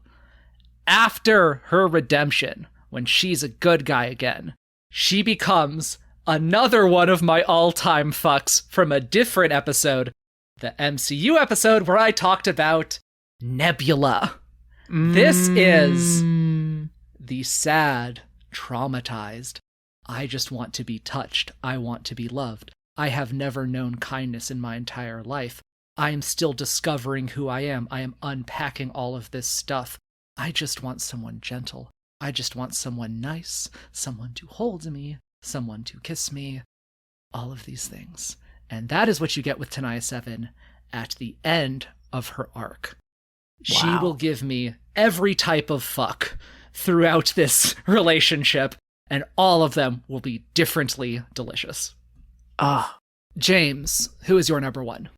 My number one is Diva Talks. Hell yeah. I love a pirate queen. And who doesn't? I gotta say, in my research for this, a lot of these characters have exactly the same personality traits. Like, if you look on that Rangers wiki, it's like, oh yeah, they're arrogant and sadistic and evil. And I'm like, yeah, that's everybody. Diva Talks does seem more down to earth than most of the Power Rangers villains. She is after wealth, not necessarily like some sort of platonic ideal of evil, which means that there's less questionable survival rate. And that means there's less, this is a couple hookups or a handful of things, and more, this is a relationship you can have. I don't think you fall in love with Diva Talks, but she is a solid sex buddy, who is definitely someone that you can count on for the occasional late night text. Plus, who doesn't want to sit on the lap of a powerful pirate as she commands her ship? You'd have to be crazy not to. And finally, Jake, take us home. Who is your number one? My number one is Camille, and this is, I don't want to say it's recency bias because I did watch the show like a couple years ago, but I feel like Camille checks every box, even if the premise of the podcast wasn't we are into each other already. She likes guys with long hair because that's Jared. She likes blondes because she is into Lily. There is a whole episode about how she's into Lily, and I don't know how else to read it, but so she likes blondes too. So check. I had more. Eagle-eared listeners of the Morphin Grid might notice that I have somewhat of a subby side. No. That is correct. But here's the thing I keep even more secret. I'm actually a switch, and it's just very mercurial. And she is both someone's... You're saying this chameleon can switch? She's kind of fluid? Switch back and forth too. So it works very well. So like when I want to... Because sometimes I want to put in the work. Sometimes I want to go to work. You know what I mean? And she would be fine with that, but then sometimes I want to be plowed like a snowy driveway, and she could do that too. So I feel like it's perfect. Also, and this is the only note I actually wrote down, that tongue is so long. It is so fucking long. Such a long tongue. Great. It's intimidatingly long. A little. All right, we did it, folks. That is it. I'm out of notes. I'm out of clever things to say. There will be no more jokes. We promise. So let's move on to let's unpack that. So, Jake, I know you had a question for me. So when you were talking about Zed and Rita, Mm-hmm. you said that first you would have Zed in the cuck chair Mm-hmm. and you would fuck Rita and make fun of Zed and do all that, right? And then you would flip it on them. Yeah. And Zed would fuck you Yeah. while Rita watched. And my only question is, with what genitals? Jake, I've been topped by many women who don't have penises. You know, you got me there. He's got like a metal bikini thing, right? Have you taken down those little metal briefs and seen what's underneath them? Yeah. We don't know that there are no genitals there. Okay, all right, hold on. I got Google pictures, Lord Zed now. I feel All like I've I'm looked at him saying too much. is- He just looks... He and Rita had a kid named Thrax, shit. who shows up in the later seasons. I mean, they did. Yeah, he's- but like Rita could be like a fish. Yeah, I mean, there could be Oh. weird. Lyrics There could in be one weird place magic and- shit going on. Of like, There oh, could we be. made a kid via dark magic. But you know what? If you got dark magic and you don't have a dick, you can use dark magic to give yourself a dick. I have learned that from so I thought you many were going to say from real life. very important films and Zed has an invincible dick, and there is a little circular Z on it, and if you press that, he comes. It will Oh, explode, yes. yes. Yes. Okay, so I'm realizing what my first of all, strap-ons did not occur to me. Mhm. That's on me. Yeah. That's just my fault. I'm realizing the reason I thought Zed did not just was a kind of a Ken doll situation is that you mostly see him from the waist up, so you just kind of see the whale tail and not the actual cup part of his yeah, Mm. there's a little his cod metal piece there, thong. right? It's like It kinda- does go all the way down. Yeah. I sometimes you look at something so much that it looks like nothing after a while. Right. you know? It's Right. true. There are silver briefs, and who knows what mysteries lie within. I have a question. If you were ranking Rita and Zed separately, do you have a sense of where they would have fallen on your list? I would put Zed pretty low and Rita probably in the same place. Okay. Because Zed's just also kind of like so when when they first introduce him, he's like genuinely scary and like a very effective, to the point where like moms wrote into Fox Kids to be like, he's too scary. I don't Aw. like my kids watching someone this scary. So then he becomes goofy and it gets worse from there.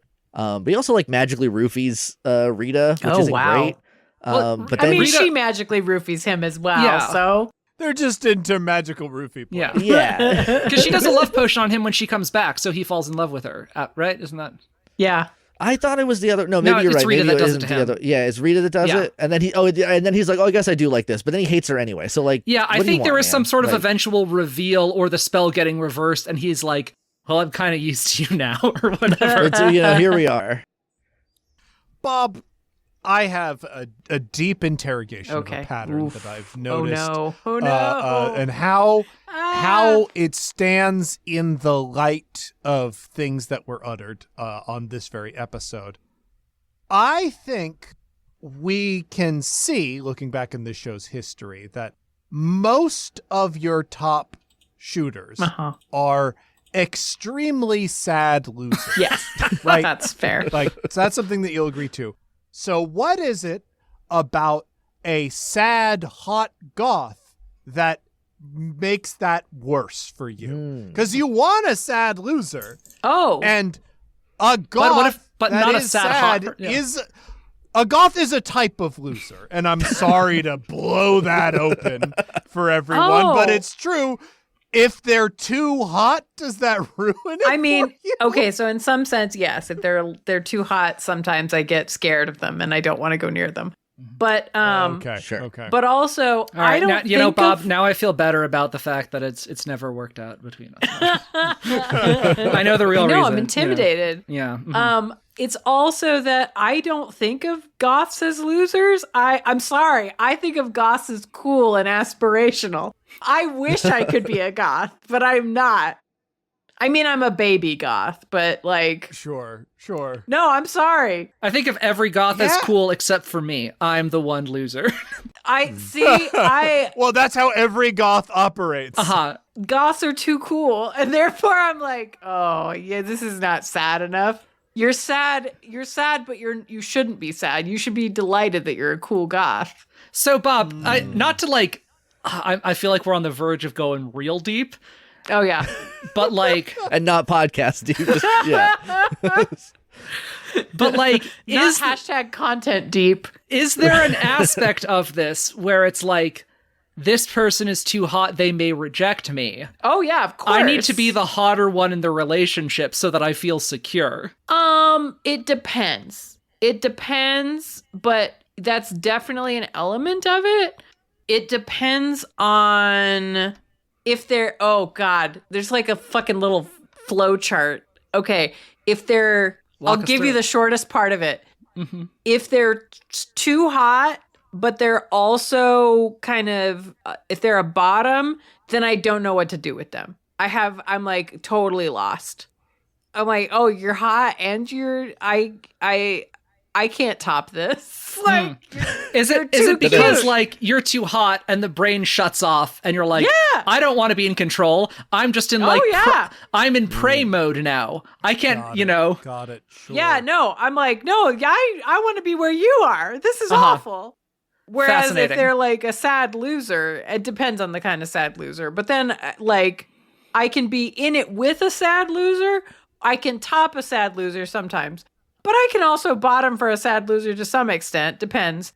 But yeah, it's just like the niche of like beautiful bottom. I'm like, Now, in that case, you're like, oh, you're so beautiful. You're so hot. Let me treat you. Let me make you feel as beautiful as you look. That's what you do. I mean, you'd have to fucking Cyrano de Bergerac me through the whole thing. Well, I'll get I an would- earpiece in your ear next time Okay, you hook fine. up with a I'll- hottie, all right, and I'll walk you cool. through it.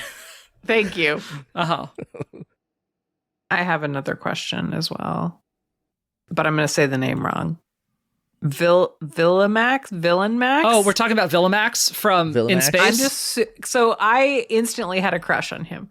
Yeah, he's great. Is this a why is he not on the list thing, or It was a why is he not on the list, and then also like, tell me more about this fucking like sad loser. That's Lost Galaxy, right? That's who trained Trakina? yeah, he's the guy who trains Trakina. Yeah. He's great. The whole Okay. this like villain planet that he's on is called Onyx. It's like Old West Mad Max Oh. planet where Oh yeah. where all the monsters hang out, and Yeah. whenever they go there in like Lost Galaxy and In Space and that kind of thing, it's always really cool, and there's like dope shit happening there. It looked like a firefly. Yeah, the fucking scene Yeah. at the end where Trakina is ordering Villamax to kill a bunch of innocent people, and he refuses to do it, and then she starts fighting him and ordering him to fight her, and he's not fighting her back, and she just kills him while he's not fighting back. Fucking rules, by the way. Villamax is very cool, and if I had remembered him when I put this list Oh. together, he may have made the list, but also trying to not do too many per season. We already had Trakina, and my goal of at least 51% ladies, but Villamax is extremely great. Okay. I have a question for Jake. You know, the funny thing, Jake, is Mhm. you don't let yourself get that horny on the Morphin Grid. No, it's legally speaking, it's an all ages podcast. Yeah, now, Legally speaking. eagle-eared listeners who can listen between the lines Sure. may pick up on some proclivities and Right. subtext in some of Sure. the things that you were saying. I do believe you're the only person who actually heard me say, "Ma'am, I am just a hole." I did. I think I am. Who was that about? I feel like it was about Camille, but I'm Was it not about 100% Camille? sure. Okay. Yeah, no, Jake did casually throw that out while talking about her one time. And I was like, hang on a tick. And I had to talk about Jake later, and like, apparently no one else noticed, but Nope, I slid under the noticed. radar. So I feel like I, generally speaking, have a good, like, I'll just put it this way. There've not been that many surprises. Now that Sure, we're like, yeah, we've yeah. like we're fully talking Yeah. about it out in the open.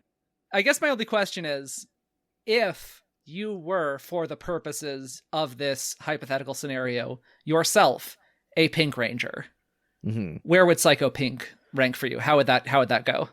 I hadn't considered that line of thinking at all, and I am a little jealous about it. So I feel like probably higher, but also I don't know if I'd be able to like relax because like, oh, she's into me, but she does want to kill Pink Rangers, so like I got to be on my toes the whole time. I don't know if it would be worth it. So it's probably higher, definitely, but I don't know how much higher. Okay. See, this is my coming at you. She's never, ever going to stop. And the Pink Ranger, usually in some way representing love. It's like, I have to fuck her into submission. I have to make her so obsessed with how good that is that she can't anymore, and that will undo her. Wow. James, I love this. I would love to read this fan fiction. I think, yeah, it's sort of that, like, the trope of, like, I hate everyone, but, like, I hate them, but they keep beating me, so, like, I want to be better to beat them, but you just can't, and you just have to keep it in that zone for the whole time. Your girl loves a rivalry. I have one more question, and it's just for the room. What is it that you love about Power Rangers? Because I kind of get it, but I kind of don't get it. Mine's like a cheat code. I was 4 years old when I was a 4-year-old boy when it started, and I caught it on day 2. So wow. The second episode, I came in from like playing with a kid whose grandma lived a couple doors down, and like sat down at 4, and the Pudgy Pig episode was on, and I was like, well, this is all I'm gonna think about until I'm 10. So it was like 6 full years of just thinking about Power Rangers. And then now I'm an adult and I still just kind of think about Power Rangers most of the time. So yeah, for me, before Power Rangers came out and after as well, I was aware of like American superhero fiction and all of the tropes that surround that. And the weird thing about Power Rangers is basically all of the tropes are different. It's like a completely different world, very unlike anything I had seen before, and yet like immediately very compelling. A thing I talked about on the first time I was a guest on the Morphin Grid, which is Jake's Power Rangers podcast. I believe this is the first time I have explicitly. Yeah. But yeah. We're not here to talk about the Morphin Grid. We're here to talk about fucking Power Ranger villains. So I kept it on the back burner. For, yeah. The first time I was a guest there, I talked about the idea of when you're watching a show, there's the show as it exists on the screen, the object that is, and there is also the show that exists in your mind as you watch the show, which is often like a sort of better version of it in a lot of cases. Yeah. Mark Rosewater, the lead designer of Magic the Gathering, talked about when they made the first set of Magic, there were a couple cards that like care about creature types, and they're good together if you like make a deck of like, oh, all goblins or all whatever. People played with these decks all the time. They were super popular and they were terrible. They were so bad. And the thing that taught him is they're so into it, even though it's bad, think about how they would be into it if it was good. And there's a lot of things I think about like this. I think Twilight is an example of this, like the books, where it's not good, but it is hitting this spot in the brains of people. It is scratching this itch that nothing else is scratching. It is the only game in town to satisfy this one particular need. And so it kind of doesn't matter that it's bad, because when I want to watch Power Rangers, this is the only Power Rangers I can watch, even though it's not always very good. Right. And when I watch it, I have the version of Power Rangers in my head. Most of the problems with Power Rangers are about budget. It was a show that was created to save money. To be the cheapest possible. Yeah, because the whole thing is, we take this footage from this Japanese show, we reshoot the stuff when they're out of the costumes, and thus we can make this high-budget, cool-looking action show on like a sitcom budget, is basically the idea. Yeah. So it seems like a blockbuster, but we're making it on the cheap. And as you might imagine, the sort of person who would make that show is also the sort of person who would pay actors crap. And pay writers crap. not give them a good amount of time to shoot stuff, not give them the budget they need to make everything. Because of that, they don't attract good writers. The writers don't get a lot of time to make their scripts. They don't get a lot of time to shoot coverage and multiple takes. They shoot like 3 episodes at a time, so it's yeah. like... Oh, and Jesus. also to save time, you know what you could do instead of hiring actors who might be like union and might be good? Like, what if we hired people who were like stunt people, martial artists, dancers who don't have acting experience? Then we can have them do their own stunts and we don't have to pay them as much because they're not union, and they will not be very good actors most of the time. It is the gift and the curse of Power Rangers. Because it was created as this thing of trying to save money, it kind of can never actually be good. Yeah. Cursed from the moment of its conception. However, when I watch it, I yearn for the better world in which there can be this incredible operatic action story with practical effects. Then watch the Japanese version. That's already that. I have watched some of that, and there's a season in particular I really want to watch that. And that is good, but it is also at the same time, I say this with affection, it is also made for kids. Sure, yes. Kamen Rider is made for like teens, Yeah. but like Super Sentai is made for like 8-year-olds. Sure. Yeah. It is very goofy, it is very silly, and that can be okay, but at times it undercuts the whatever. Mm. And for me, some of the stuff they try to fix in the comics where they're like, let's make it like cooler and darker and edgier. Never works for me. But yeah, it kind of loses something there. I don't think there's ever really been a thing that has hit for me, like that has existed in the world, that makes me feel like I'm watching the Power Rangers that exist in my head that I wish was real. Mm. I might like to make something like that one day. Stay tuned for potential future podcasts that may occur. But until then, all I can do is watch this Power Rangers. Just one little anecdote about how cheap this show is to make. Yes. When Disney bought it, they were going to cancel it. They were going to stop making Power Rangers and just run the reruns in perpetuity because it was like, I don't know, 300, well, probably closer to 400 episodes at that point. So we can just run this forever. Like, we don't need to. There are it's kids like who 10 have seasons. not seen the Exactly. Yeah. Like, if you're brand new watching Wild Force, if we show you Zeo, you're going to lose your mind, right? Because you've never seen anything like it. And then 2 of the writers convinced Disney to keep making Power Rangers by moving production to New Zealand because it was cheaper to make Power Rangers than to not make Power Rangers at that point. Wow. Like, that's how cheap it was to make. Is not making it would have cost them more money somehow. I don't exactly know how, but one of those people is writing a book that will be out soon, and I'm very excited to read God. Yeah.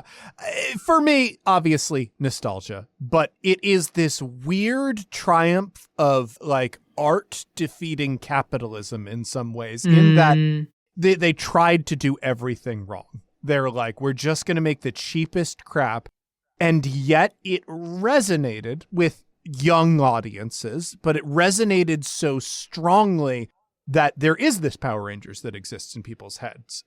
Where the Green Ranger arc is like this beautiful kind of soap opera that's like really dramatic. The show isn't there, but the impression that it left on the audience is there. It's very powerful and strong. I do think, like, I'm also getting echoes of the tokusatsu because, like, that is this well-established, decades-long kind of beautiful artistic endeavor that's been happening in Japan. And so, amidst all of this, like, cheap episodes come out every day garbage that is Power Rangers, there is also character design that is so wildly original. Yeah. It's unlike anything that you've ever seen. Yeah. Whether it's a villain or a hero, it looks amazing. Put on any random episode of Power Rangers, and 9 times out of 10, the monster will come on the screen, and I'll go like, I cannot believe this is like shown to children, or that as a child, like I adored this because that's the scariest fucking thing I've ever seen in my goddamn life. And yeah, like it carries enough of like these pieces of mythos that I do genuinely think if you cherry pick as an adult, but if you put it in front of any child, it strikes a really, really resonant and wonderful chord.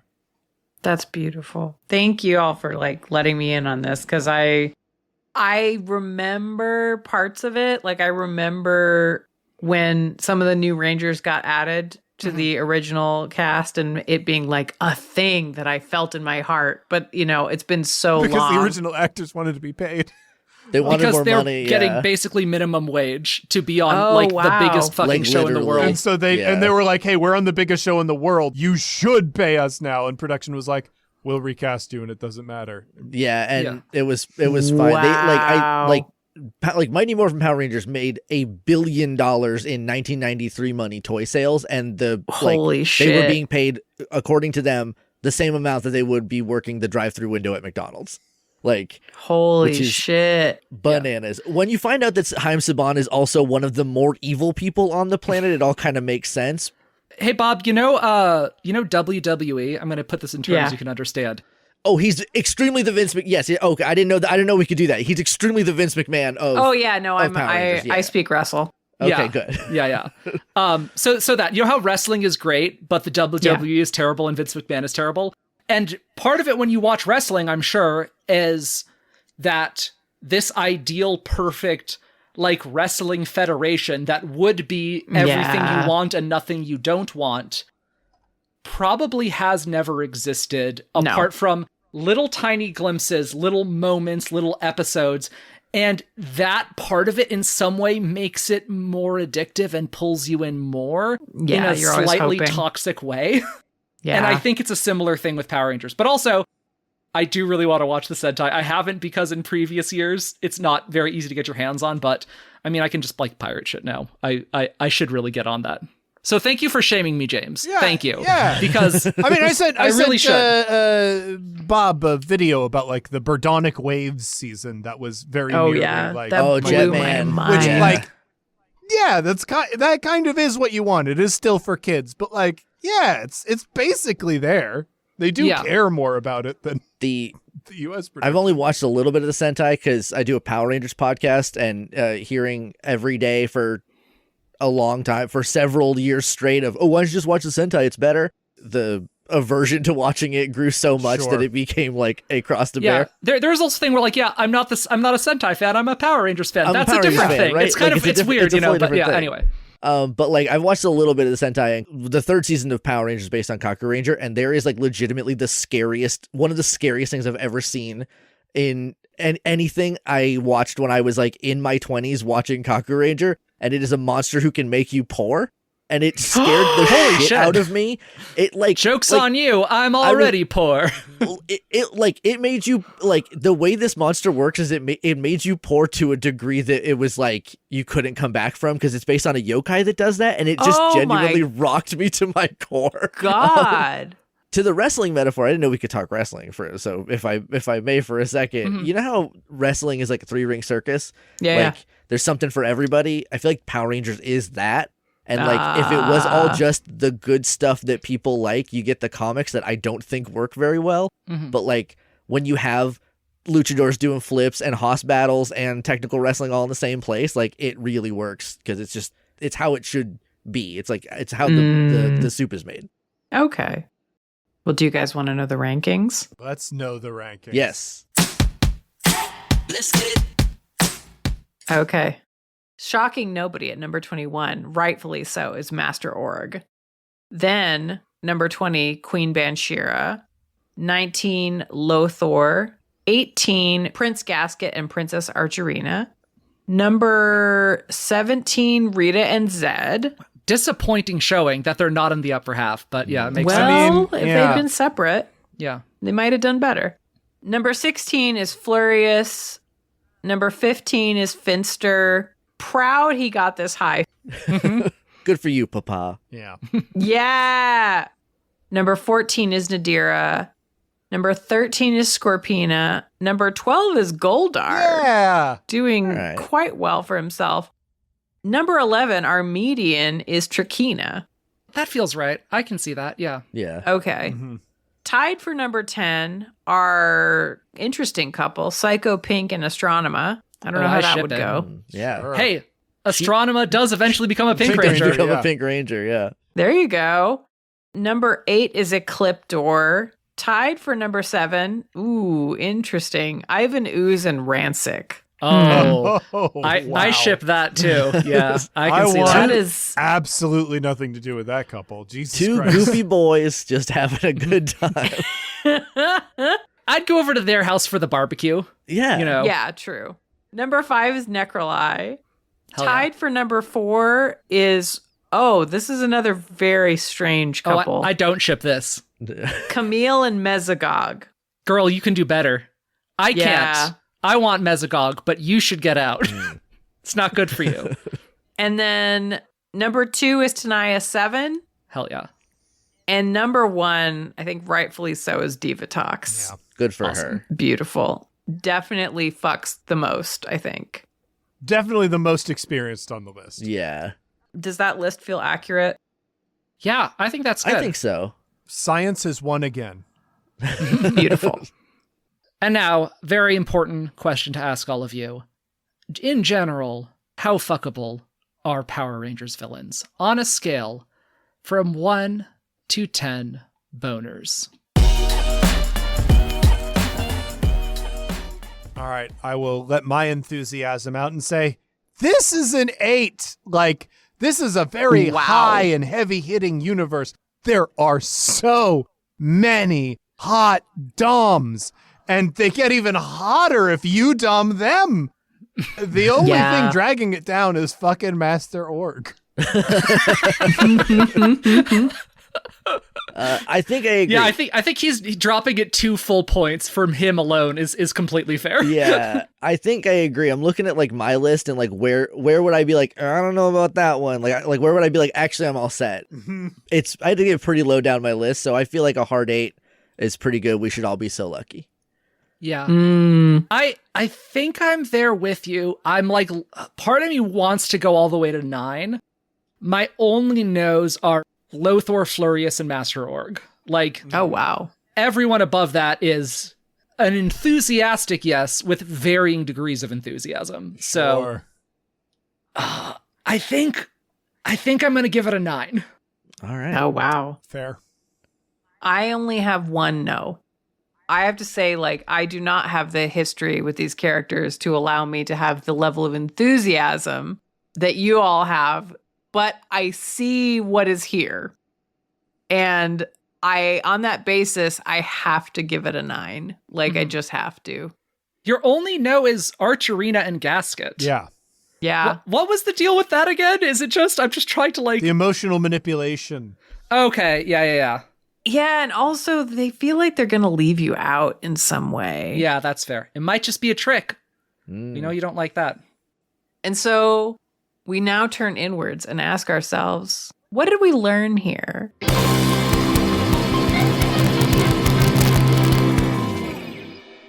I don't think I learned that I am the most vanilla person in the room. I came in expecting that, having listened to one episode of this and knowing Claire. But Jake, you would not be the most vanilla person in a lot of rooms. I feel like Yeah. This is a weird Hard room. choices. So This is don't feel bad. Very about that. specific room. Yeah. So I don't think I learned that. I think I learned that what makes Binary Break, the actual Play Digimon podcast, tick is a bunch of stuff that Claire is into, filtered through a 4Kids dub in a lot of ways. Oh no, you know, like this episode, The Writer's Secret Kink, now you will know what all of those are when you listen to Binary Break and being like, yeah, wow, a lot of like mind control and body modification stuff going on in here. Interesting that keeps coming up in the plot. There was some stuff that clicked while we were recording it, and then this just fully cemented like, oh, this is why a lot of the stuff is the way it is. And it makes a lot of sense. That's beautiful. All creative energy is libidinal. Mm. I mean, it probably isn't like a deep lesson, but Nothing on Power Rangers ever is. Yeah, previously only looked at Power Rangers through the eyes of a child or, you know, an adult who likes things for children. So, like, looking at the villains just going, goodness gracious, there are some extremely horny concepts just floating around in there. Wow. Mm. Yeah, I think for me, there was a couple things. The main one, I think, was we will often have these sorts of lists where there is like, I love the mean goth ladies and I love the monsters. And in most of our lists, there's like 1 to 2 at most mean goth ladies, 1 to 2 at most monsters. Yeah. And it was refreshing in this to have so many that I can afford to start differentiating and getting a little picky and getting into the weeds and being like, oh, well, which one of these hot ladies who can turn into a monster do I want? And discovering just how many nuances there is, how many different sub-varietals there are within Pinot Noir, for instance. As the scary lady monster fucker sommelier that I am. And that was delightful to discover, yes, you can go infinitely deep into this sort of thing. And the other thing, as I was like trying to describe these characters, like writing those lists and rewatching this show, I just realized how much overlap there is between Power Rangers villains and drag. It was like not a thing that had fully clicked for me before, but like there is so much weird queer drag queen energy to so many of the villains, the ladies and the men, in the way that they are performing gender and identity and their gimmick and their shtick in such an over-the-top, self-conscious and intentional way. Yeah. I think I learned 2 things. I learned that I can't top femmes for shit, which I don't know why it took me this long to learn that. More for me. Thank you. It's important that I admit it to myself. Is just the thing that was like driving me nuts as I was watching it, because I was enjoying a lot of parts of it. But the thing that was driving me nuts was the way the camera works during the fights. Oh, sure. Yeah. I wanted it to be like wrestling where they just, you're mostly like looking at the whole ring. Yeah. And I was like, I know they can't do that. I know they can't because that's not, you can't do that and have somebody run up a building. That doesn't work. Yeah. But I was like, just make the fight more boring, but let me see the whole fight, please. I just want them to have the budget to do it the right way, so that way I can enjoy it. Well, now we come to that finalist of segments, plugs. Jake, since you are the one with the most relevant of things to plug, how would you like to plug your shit? So my Power Rangers podcast, The Morphin Grid, is probably the most relevant. If you're coming here just because you want to know about Power Rangers, that's the place. We've done 700 and I think 16 is out now. And that's just numbered episodes. There's probably 100 more bonus stuff and movies and everything. So there's plenty. There's plenty to listen to. The reason we picked this as the break point to go through RPM but not go over to Samurai is because when we were putting this together, it's when you had finished RPM and you're starting to move into Samurai. Just starting Samurai. So we didn't want to do any seasons that they hadn't covered yet on the Morphin Grid that Jake hasn't seen. So they have 19 seasons worth of episodes of every single goddamn episode every of Power single Rangers. One. You can hear me evolve not in real time, because if it took you 11 years to listen to it, I wouldn't recommend that. You can listen to it way faster. But yeah, you can hear me evolve as a person over the course of my entire 20s and early 30s. Wow. Yeah. What else? I'm on Binary Break, which is Claire's podcast. I'm on season 2. I think we are like this some generationally good actual play stuff going on in there, and I think it's all bangers for the rest of the season. So check that out. If you are not familiar, Binary Break is an actual play podcast set in the world of Digimon. I am the one who GMs it, and I have a bunch of very delightful players who play very sad teens, many of whom are gay in one way or another, that have little monster friends that help them learn to process their feelings. And I get to do a bunch of silly voices of various talking little freaks who often speak like various celebrities, like a witch who talks like Natasha Lyonne and a mushroom who speaks like Werner Herzog. Jake plays Jordan, a very sad boy. I play a sad boy and a little bunny rabbit. And you also play a happy little bunny rabbit girl, and her name is Swiftmon. Her name is Swiftmon. She's the best.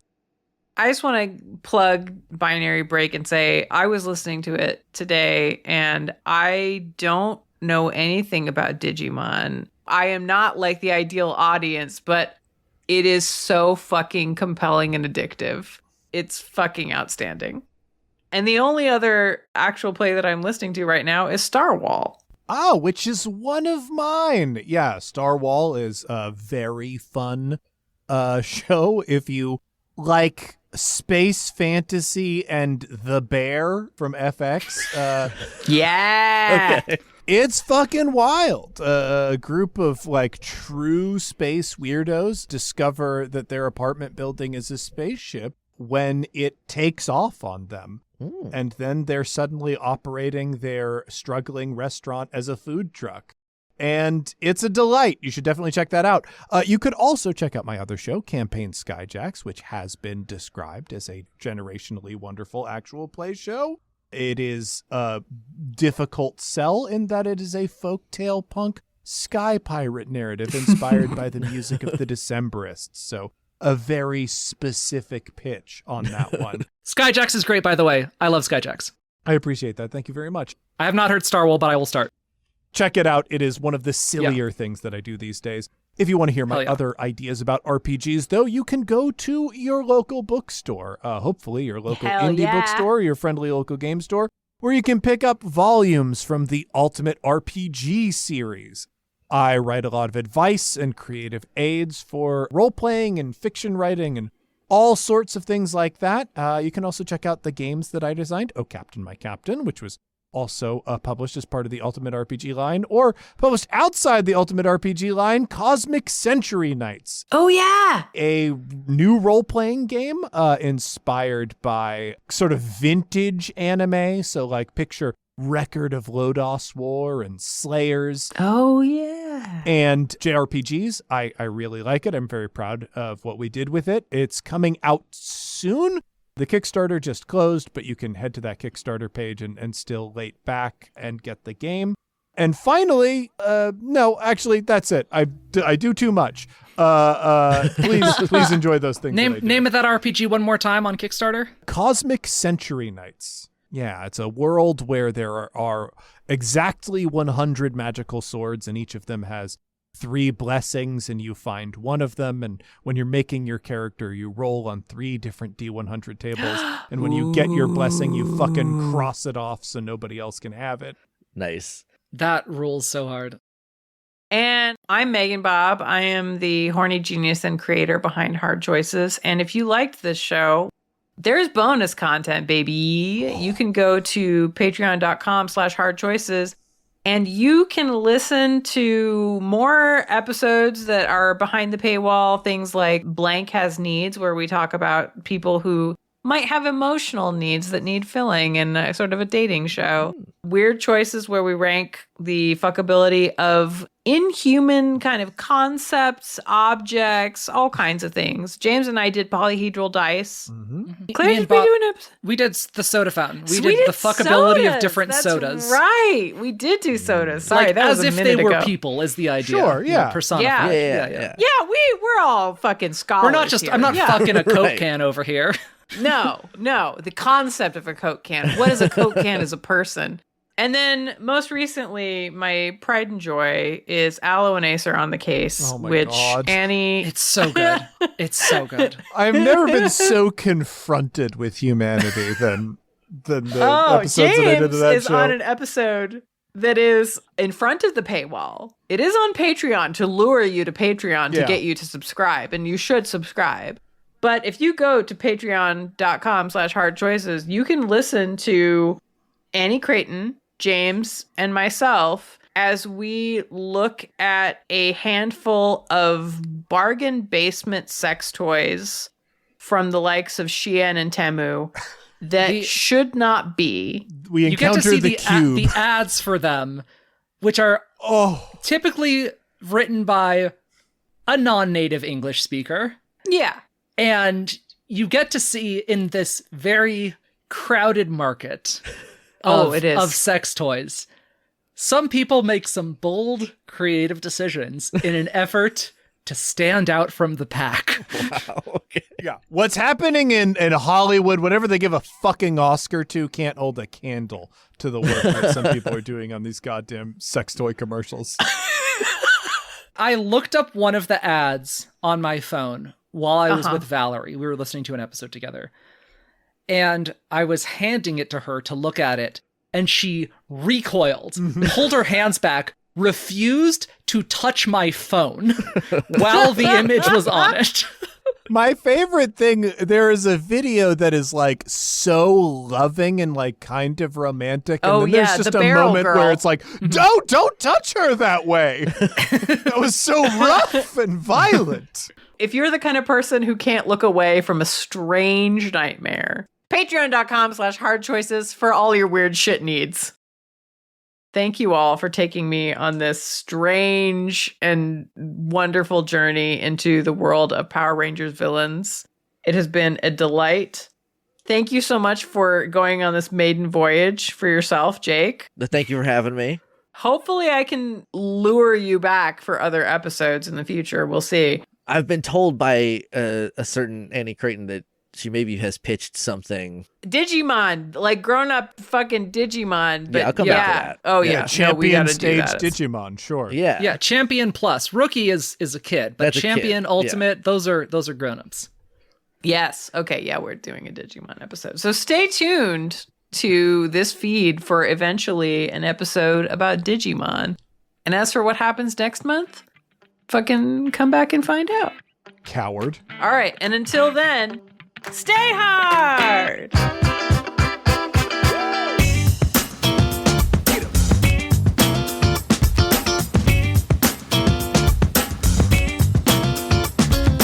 This has been Hard Choices. If you want to show your support and get access to all kinds of extra episodes, outtakes, and other goodies, go to patreon.com/hardchoices. You can get in on the after party for as little as $1.69, baby. You can see more of MeganBob's solo work over at onlyfans.com/MeganBob. It's free to subscribe, and there's some choice stuff to savor if you're ready to drop a few bucks on bespoke sexiness. If you had a good time listening, please leave a 5-star review wherever you get your podcasts. Heck, drop a recommendation to us on social media. Tell a friend about the show. Tell your favorite subreddit. Anything you do to spread the word means a ton and helps Hard Choices become more powerfully thirsty than ever before. This episode was produced by MeganBob. That's me. The music used in this production is licensed through Uppbeat. You can find details in our show notes and hear lots of great tunes at uppbeat.io, spelled UPPBEAT.io. The Hard Choices logo is designed by Elliot B.K. Lang. Please go follow their work at Elliot B.K. Lang on Blue Sky, spelled ELLIOTBKLANGE.BSKY.social. Their art is so cute. If you'd like to get into touch with us, email hardchoicespod@gmail.com and say, hey. Thank you so much for listening and hanging out with us. You're a peach.